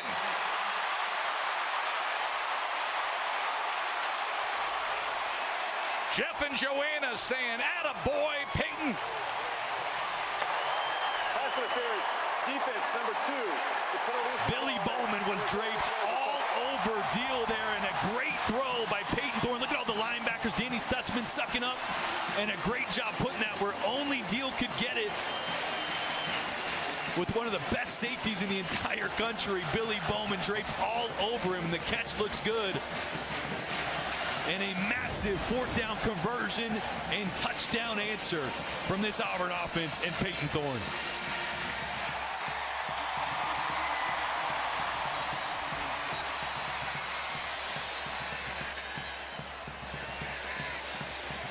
That was a well-managed drive, a little gutsy too, as Magoo adds the extra point. Here's the Olympic gold medalist Suni Lee. Auburn proud, loving that moment there. And Luke Deal came into this game on the season with 1 reception for 2 yards. You're not going to find a bigger one than a little wide pop pass for the touchdown on the best safety in college football. And 1-10. And Joanna and Jeff, proud parents for Peyton. Back to you. Jordan Rogers, give me the X factor in that game, Georgia and Alabama, coming up here on ABC. I actually think it's Mike Bobo, the offensive coordinator for Georgia. Against Kentucky, they didn't move no motion or anything. I want to see a more creative game plan to give Carson Beck more layup throws to get that passing game going. And now the true freshman quarterback for Oklahoma, Michael Hawkins, in a tough spot, trailing by 11. He only has 61 yards passing up until this. Bauer Sharp, chunk play, Sooners. Boy, the respect you have to give Michael Hawkins Jr. when he gets outside the pocket. Watch this corner sit and wait for him, and that leaves Bauer Sharp to skate down the sideline. That linebacker corner was on Sharp, had to peel off to make sure the dual threat quarterback didn't take off with his legs, and it opened up the explosive play downfield. 35-yard reception for Sharp. Hawkins, short pitch to Barnes. Barnes well blocked, and a 1st down Oklahoma. Just what they need for this possession. And now you're starting to see an uptick of the tempo here for Oklahoma. They've been similar to Auburn, trying to go fast, slow it down, look to the sideline. They're going to mark him just short, just like an inch short of that line to gain. Well, and Auburn trying to sub right now, so they're going to hold Oklahoma. Let these defenders trot off the field. They only got 1 more to get off the field there. That was Crawford, who was late to run off. All right, here we go. 2nd and inches. Sawchuk straight ahead and a whole lot more. Gavin Sawchuk, as Oklahoma has found their offense here in the 4th quarter. We're going to check out a flag back at the 29. Holding. Offense number 87. 10-yard penalty. Repeat 2nd down. Oh, it's going to be Jake Roberts. Just getting his left arm hooked on a defender. He's right here. He's going to work up, and then as Sawchuk cuts to the left, he's going to get his arm hooked right around Austin Keys, I believe, the linebacker. That wipes off a big run. Set for trouble, play caller for the Sooners. They got to strike, and they got to strike fast. Sawchuk, the lone back. 2nd and 11.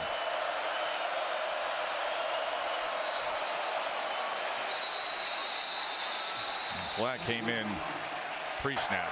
Prior to the snap, false start, offense number 86. 5-yard penalty, and 2nd down. All of a sudden, they're going in the wrong direction. That's McIntyre, the backup tight end. Yeah, the tight end that had to change numbers because of Jacoby Johnson, the cornerback, coming over to wide receiver, like Katie mentioned earlier. Just getting a little too antsy on that play.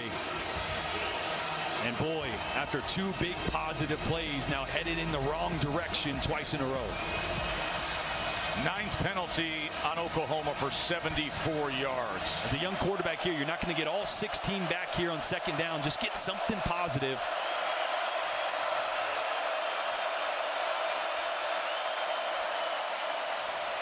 Hawkins with a lot of time. Has to make a decision and then backs all the way up and throws it away.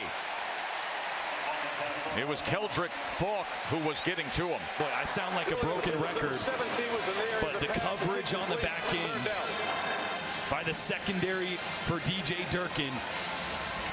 He mentioned yesterday, Hugh Freeze mentioned, they got 2 redshirt freshmen and 2 true freshmen on the back end playing for Auburn because of injuries.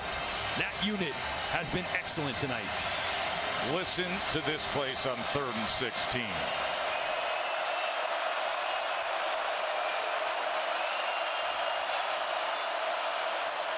They're going to go quick to Hester, and Hester won't find much on what was 3rd and 16 as Riddick, who's been very active today, with another tackle. And Oklahoma's going to roll the dice here. Look, they're getting a ton of man coverage. At some point, they're going to have to take a shot downfield. Get a 50-50 situation. Give your guy a chance to make plays or make a play downfield. Here on 4th and 10. And I'll remind everybody of one of the big stories coming into this game, and that is all the injuries that Oklahoma has suffered at receiver. They don't have the weaponry they want to have on the outside. 4th down and 10. True freshman Michael Hawkins on 4th and 10. He is sacked. Jalen McLeod shuts the door on Michael Hawkins. Jalen McLeod beating the left tackle with a speed rush. He came off last drive with a bum shoulder, back out there fighting through pain in one of the biggest pass rushes of the night to stop Oklahoma on 4th down. And up 2 scores, give the ball back to his offense.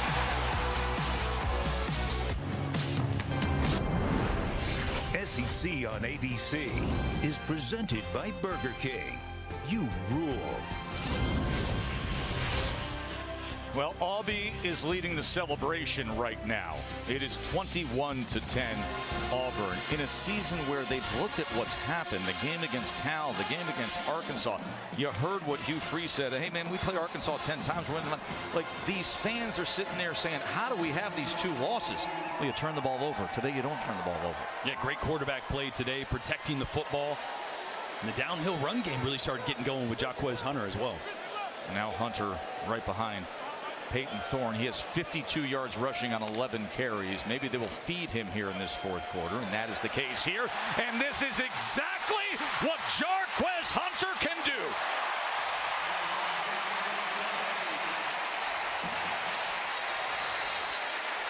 Boy, just a great job. Perry Lewis, Jeremiah Wright blowing the way for Jaquez Hunter. And Eli Bowen making the tackle at the end there, coming up a little lame.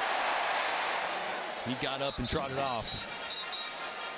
Big hit, but a great run by Hunter. And this is where you want to see the physicality, the size that Auburn has up front with Jarquez Hunter, just to be able to take over a fourth quarter on the ground.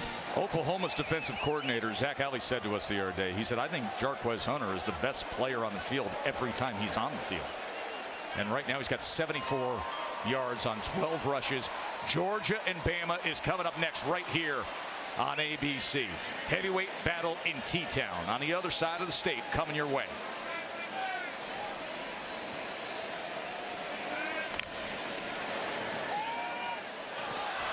That ball was thrown behind the intended target, Robert Lewis, as Billy Bowman was trying to break on it. So this is one of those decisions. There's going to be 7 guys in the box. So this is the right job by Peyton Thorne. 1, 2, 3, 4, 5, 6, 7. So pull it on the RPO, but watch the outside guy here. Maybe don't throw the inside slant. Hit Cam Coleman at the top there.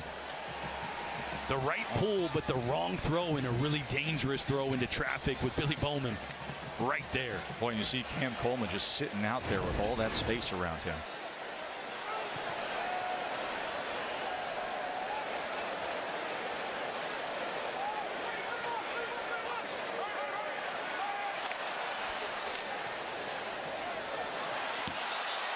Now somebody was off the mark there. They went with a quick strike, but KLS was streaking down the field. Yeah, another miscommunication. You got a soft corner there. Peyton Thorne's expecting that to be a hitch route. There was another time on that touchdown throw. Remember, he pumped thinking KLS was going to stop on a hitch route or a stop route, and he went vertical. So a lot of communication issues between these receivers. Not sure who was wrong on that one, but it stopped the clock for the second play in a row when a run play was called. 3rd down and 10. Play clock counting down. And they're going to have to burn a timeout. As Hugh Freeze was watching Peyton Thorne just look at that play clock and say, hey, we got ourselves in a little bit of trouble there. Yeah, I think he's saying you threw that ball twice. We got to hand it off. You had a big run from your running back, Jarquez Hunter. And then twice on RPOs. They might be the right decisions, but let's just hand it off. Let's keep that clock going. Get some positive yardage. Instead, 2 incompletions stop the clock, and a miscommunication there as they tried to adjust the play with the play clock ticking down.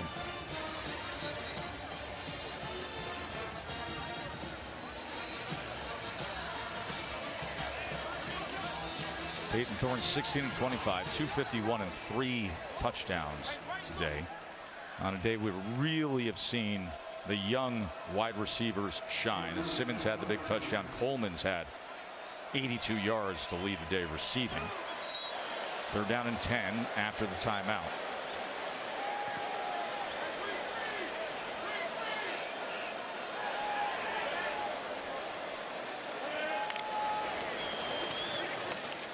Hunter just gets back to the line of scrimmage.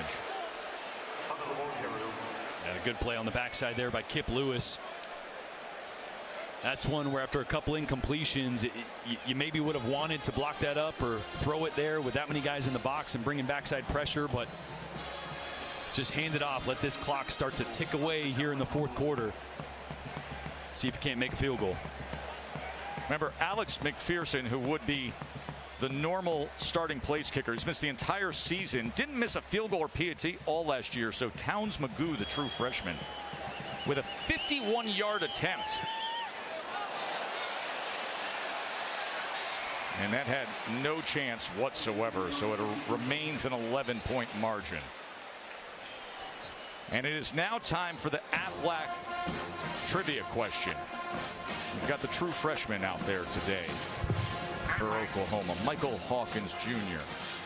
And we ask, before what happened today with Michael Hawkins Jr. starting here on the road at Auburn, who's the only other Oklahoma true freshman quarterback to make a start on the road?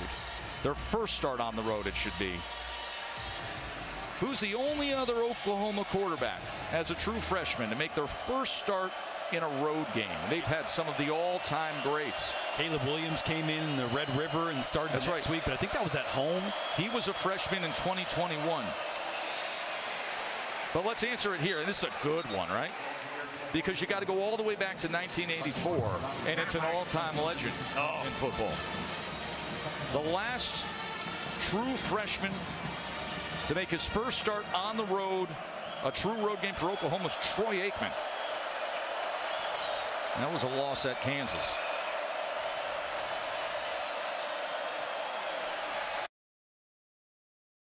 He's going to air it out. And connect! Big-time throw and catch. Hawkins to J.J. Hester. What did I say last drive? They're getting man coverage. At some point, they're just going to have to take a shot. And who is it? J.J. Hester, the 6'4", 200-pound, fifth-year senior working on Kane Lee. Really the best cornerback for Auburn right here, man-to-man. J.J. does a great job of stepping on his toes there, climbing on the inside, then getting outside and staying vertical. And what a dime by Hawkins. A 60-yard toss from Hawkins. Here's Barnes. And Oklahoma sitting back saying, hold on, we're knocking on the door. We got just under 9 minutes to play, and we're going to cut into this thing. Boy, I just saw Michael Hawkins Jr. yelling at his offensive line, I think encouraging, saying, let's punch this in. You're seeing the true freshman. Parents in the stands. Annabelle and Michael Sr. Michael Sr., who played for Bob Stoops, was a cornerback. 2nd and goal. Barnes straight ahead, and here come the Sooners. So Michael Hawkins, the true freshman, starting on the road here with a 60-yard reception to J.J. Hester. The completion downfield, and then Barnes brings it in.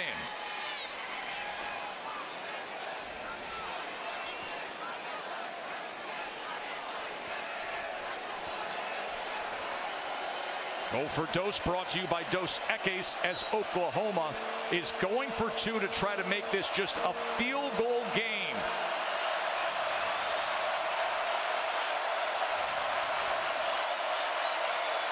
Can they cut it to 3? What a moment for Michael Hawkins, the true freshman. 2-point conversion attempt. Hawkins looking to extend this play. Tosses it to the end zone. Diving effort from Sharp, can't come up with it. It was Jalen McLeod who was pressuring Michael Hawkins. But all of a sudden, you look up at that scoreboard, and what felt like the kind of game that Auburn was taking in for a nice soft landing. A 60-yard pass to Hester, and the Sooners are right back in it. Back here in Auburn, Alabama, we got a good game not far away from one of the most iconic corners in all of American sports. Toomer's Corner. Get your lemonade, look at the live oak trees, and take in all the pageantry and history of a football weekend here at Auburn.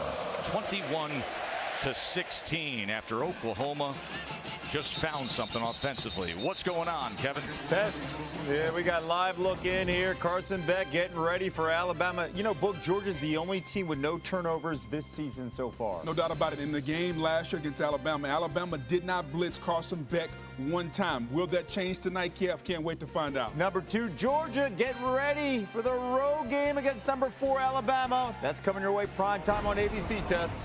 I cannot wait for that, Kevin and Boog. Carson Beck with 7 touchdown passes on the year. Be interesting to see the kind of role that Jalen Milroe plays for Alabama. Do they commit to allow the quarterback run game? And we saw the deep ball come back against Wisconsin. Ryan Williams, the young 17-year-old talent at receiver, had a huge day. Expect him to make a few plays tonight as well. Between Ryan Williams and Bama, and then Cam Coleman here at Auburn. I mean, you got 2 of the next great all-time receiver stars just blossoming here in this state. But this Georgia-Bama thing, it defines so much in our sport. And I love now that we have the 12-team playoff. This is going to be a heavyweight matchup tonight, but it doesn't knock either team out of their playoff aspirations. No, but it's nice to be the 1 seed. I'll take a bye. Yeah. No doubt. Remember, only the conference champions can get that first round bye. There will only be one SEC team sitting there 1 through 4. 2nd and 11. Thorne steps up, avoids the pressure, tucks and runs, and makes the most of it before he's taken down by Kip Lewis. And Peyton Thorne's got to keep making decisions like that. He's going to get himself into trouble if he decides to force one into tight coverage. Oklahoma was great on the back end there. So just cut your losses, scramble, try to make a play with your legs. He's been perfect protecting the football tonight. Only a couple throws that he would want back. He's got to continue to be clean here on 3rd and 6. They're 3 of 10 on 3rd down today. How about this? Hudlin, wait until 12 seconds left on the play clock. Getting every second of this clock here to tick down in the 4th quarter.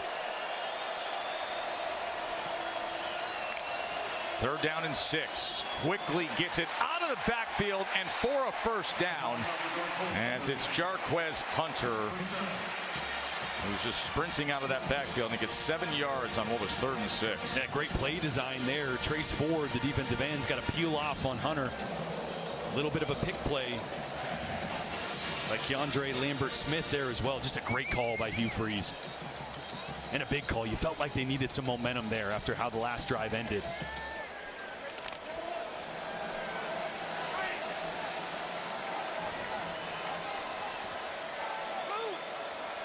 Danny Stutzman and this Oklahoma defense, they need to stop. They need to give their offense a chance here, trailing by 5. Hunter on the ground. Hunter keeps his footing and bursts past midfield. Boy, he's going to run right through an arm tackle from Danny Stutzman. Not many people can say they've done that. But this is Jarquez Hunter. This is why I was saying last drive, just turn and hand it to 27. Like, the first guy never brings him down. Couple positive plays to 27, and that clock now ticking under 6 minutes.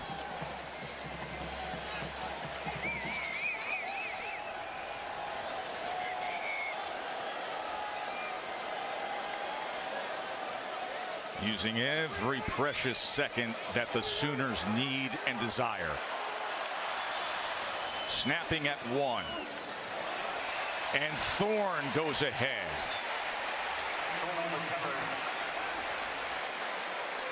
Boy, a little wrinkle there on the zone read. That time a B-gap insert. And Auburn has just eaten up the clock. Time of possession you see there, 30-23. Two guys that are at the top of their professions on their respective sides of the football in a battle here in the 4th quarter.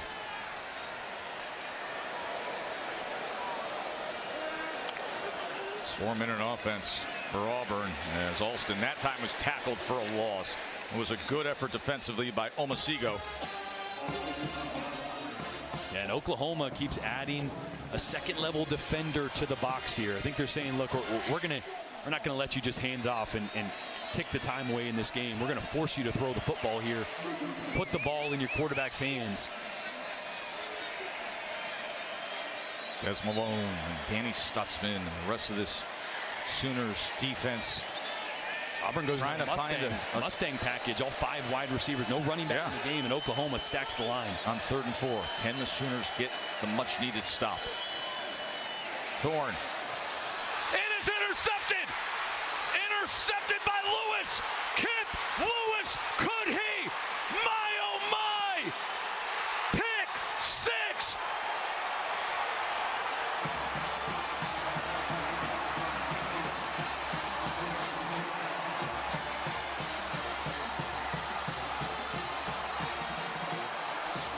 And just like that,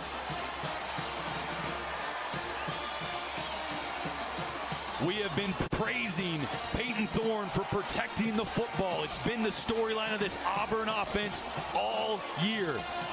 Oklahoma's just needing one here in the 4th quarter to go their way.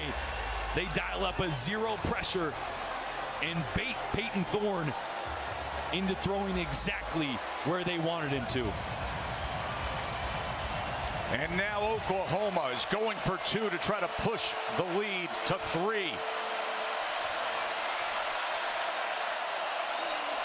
Michael Hawkins back to pass.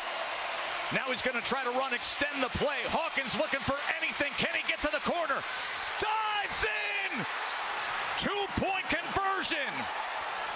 What seemed hopeless just moments ago, all of a sudden is an Oklahoma field goal lead. Boomer Sooner here on the Plains.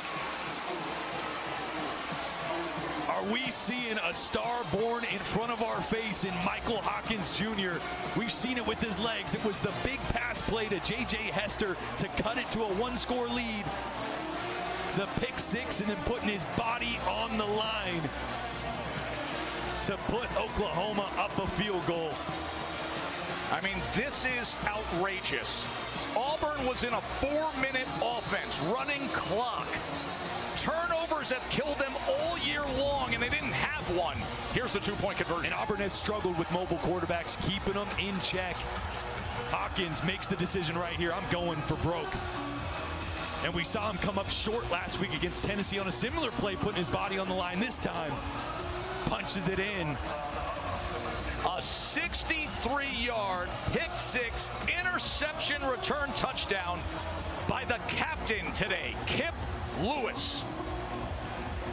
And I love what Oklahoma did on that pick six. They stacked the line of scrimmage, everybody up close to force Peyton Thorne into a hot throw. Little did he know that was exactly what they wanted. Here it is right here. All these guys stacked at the line of scrimmage, but watch Kip Lewis is going to bluff and then drop right back into that slant window.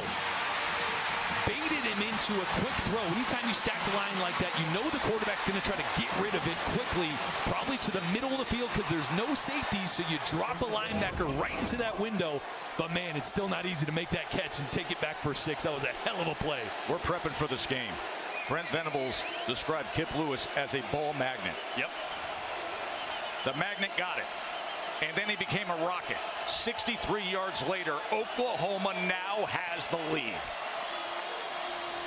Option, Thorne, pitch to Hunter.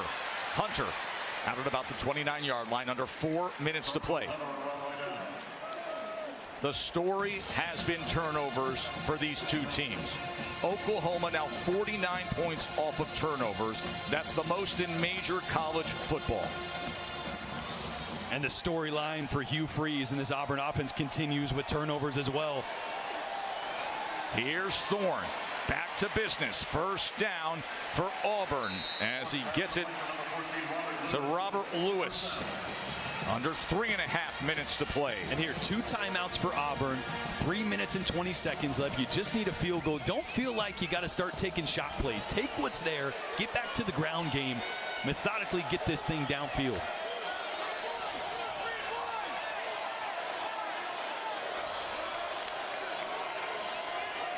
Yeah.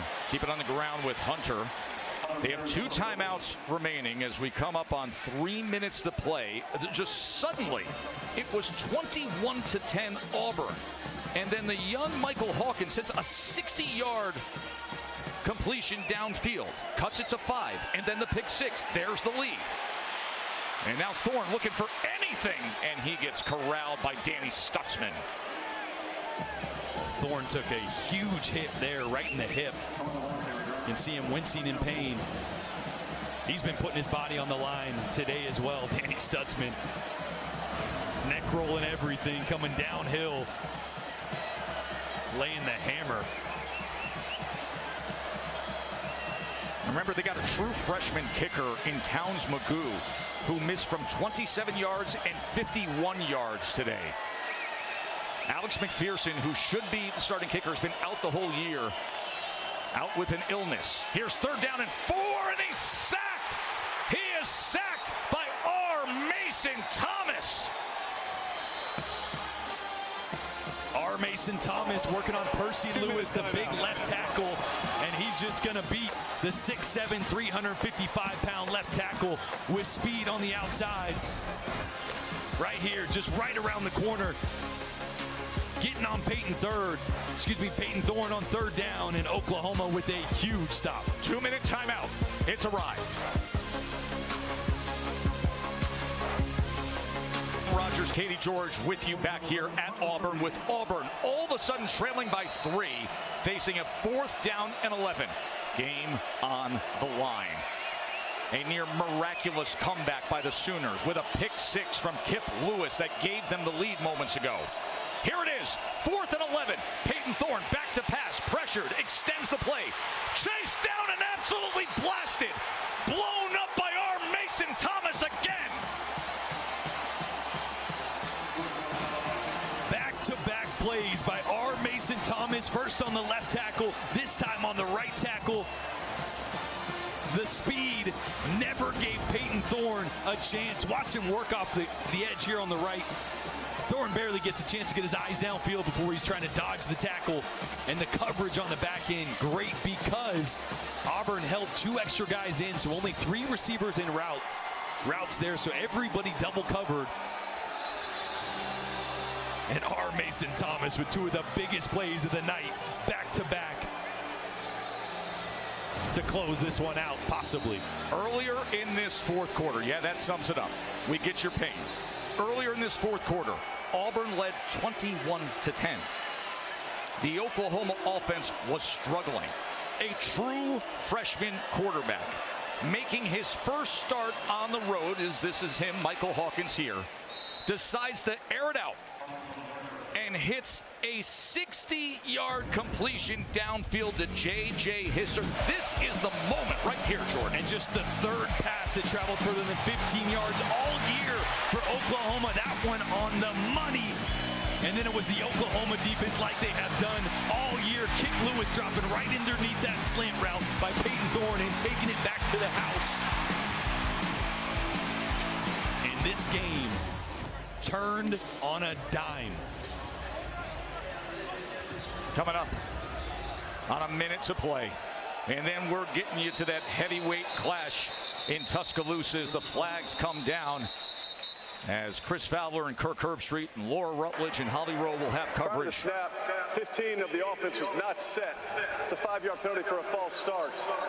Be 2nd down. The clock will start on the snap. That broadcast crew will have coverage of Georgia at Alabama. I mean, are you kidding me with this day of SEC football on ABC? It's been unbelievable. How good has this been? Ole Miss gets upset by Kentucky. We got a thriller right here. Oklahoma somehow, with all the injuries, are going to move to 4-1, possibly here with an upset. Maybe an upset, but a big win on the road. Your first SEC game on the road. And then tonight, Georgia and Alabama coming up in moments from the other side of the state. Here's Barnes. Let's go to the studio to Kevin. Tess, I wonder what he's thinking about right now at Nick Saban Field. We'll find out soon. Saban and College Game Day will be live from Tuscaloosa to get us ready for all Alabama and Georgia. Meanwhile, there is Kalen DeBoer's team coming in as an underdog. Primetime matchup. Let's go back to the Plains. Thank you very much, Kevin. That is going to be something. There is Kip Lewis, who had the pick 6 that he returned 63 yards. Man, oh man, Peyton Thorne. I mean, all week long, all they did was concentrate on ball security, on not throwing interceptions. That's what killed Auburn in the weeks leading up to this. They only have 1 turnover today, and it's that one. And it cost the game. It really did. The decision-making that led to that, then the turnover. Auburn still with 1 timeout here, so on 3rd down, they're going to be able to stop the clock, force Oklahoma to make a decision. Do you kick the field goal? Probably, yeah. But then that still makes it a manageable one-possession game. A one-possession game. But it gets it out of the field goal range. Yep. So here is that 3rd and 11. As a young quarterback, you can't take a sack here. Absolutely not. Got to play it safe. Ball security, and think about the field goal range as well. Remember, the communication cuts off at 15, so he waits, and then under 15 on that play clock, he looks over to the sideline. They run option. Hawkins keeps it himself, and Hawkins gets it down to the 22-yard line. And the timeout, of course, will be used by Auburn. And a great decision there by Seth Littrell.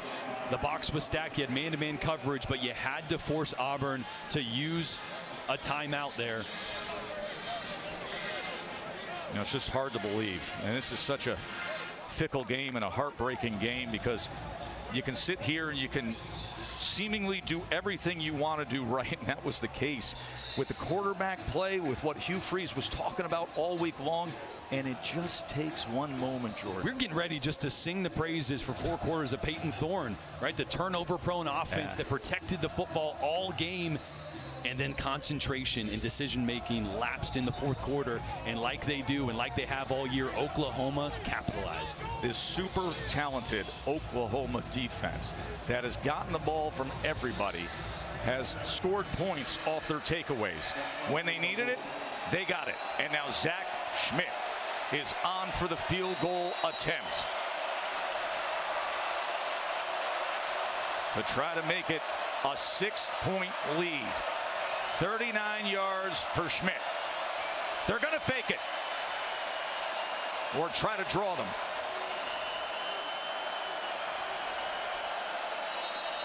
See if they call a timeout here, as quickly Josh Plaster, the holder, went under center and gave them that look.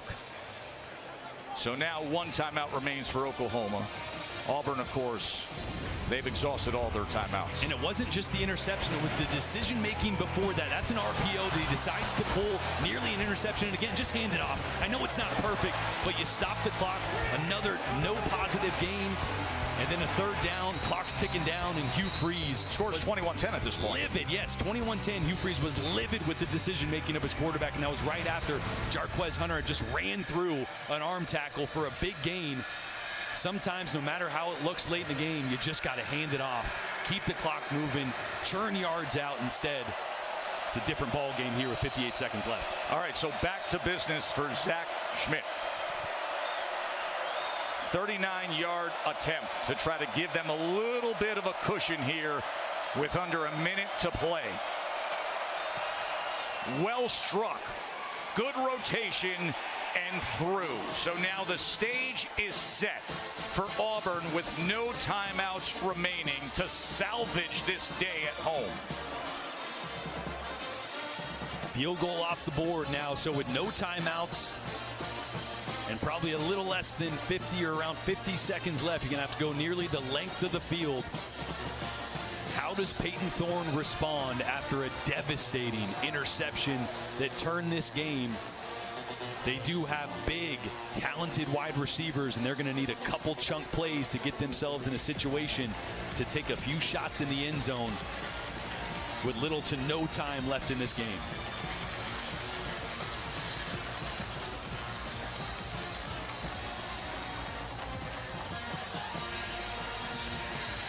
Boy, the roller coaster of emotions isn't it amazing? Auburn fans have been through today. Finally seeing their offense have a pulse, protect the football, go up and down the field, to have your hearts just ripped out here in the 4th quarter. That sunburn won't be the only thing that's hurting tonight. That's a good point, my man. That's a good point. Got a football that was thrown from the stands. An audition.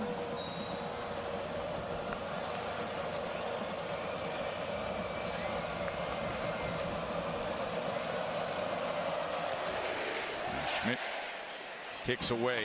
And Jordan, I will ask you now, if you are Peyton Thorne and you are Hugh Freeze and you got to manage 54 seconds to bring it all the way down the field for a game-winning touchdown, how do you approach it? Well, you got to get a layup first. You have to get some kind of positive yards on this first play. A negative play or 0 gain is the worst thing that happens. Then you can push the tempo. Then you can try to take a shot down the middle of the field. Because remember, that ball, the clock will still pause on a first down, give you time to line up, clock it if you need to, and salvage some of the clock.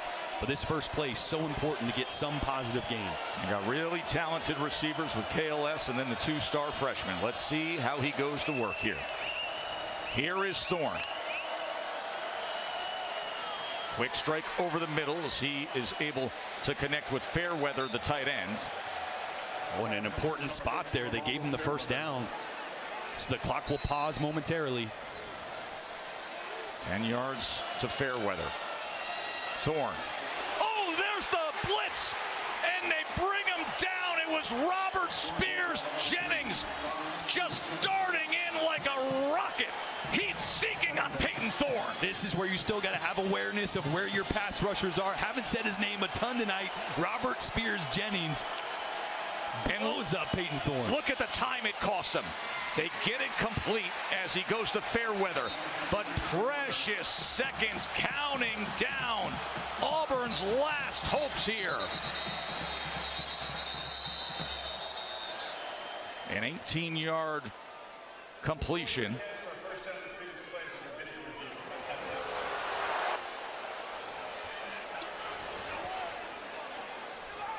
Last play is under review. They're going to take a look at that reception and that spot. What a huge benefit to Auburn. Get a chance here to huddle up, talk about your next play.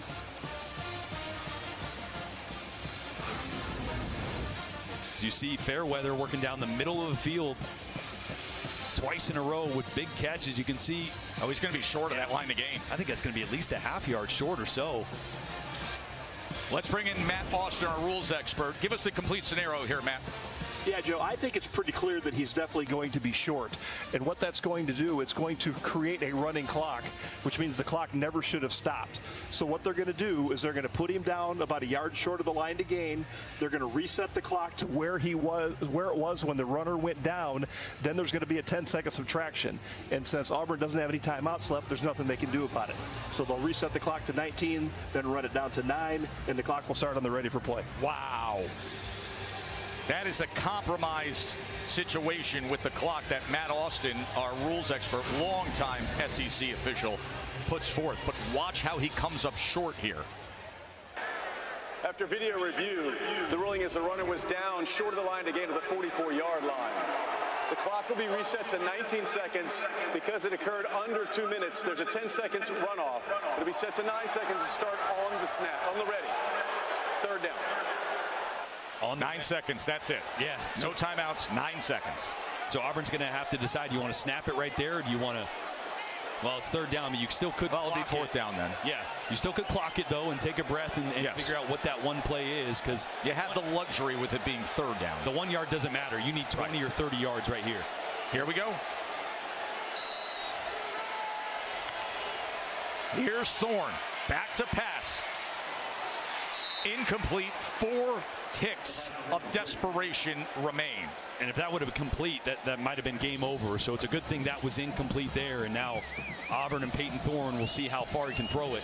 And if you look at the defensive backfield for Oklahoma, they are taking 3 defensive backs and lining them up across the goal line. And Thorne has the arm here. I watched him in practice on Thursday reach the end zone from the other side of the 50.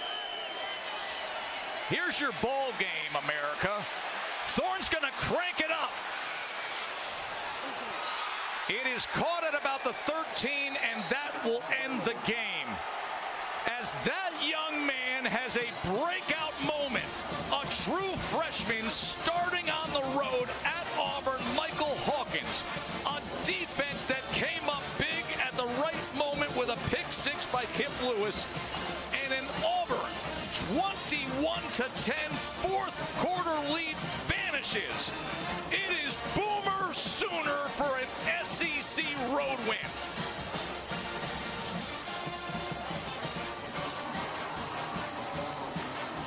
Absolutely incredible fourth quarter.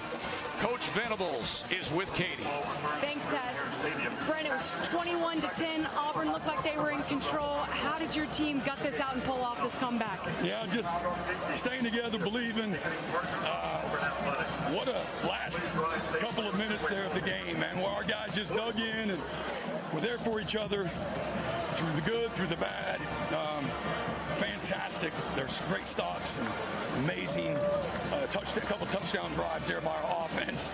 Better late than never. Incredibly proud of our guys. And Auburn, man, they played so well for so long. But hey, we just kept hanging in there at the end. That's what we told them, man. Just find a way to win. Get to 4-1. Somehow, some way, you got to believe. You're going to have to be ready to fight your butt off all the way to the last seconds off that clock. That's what coming to Auburn will do to you.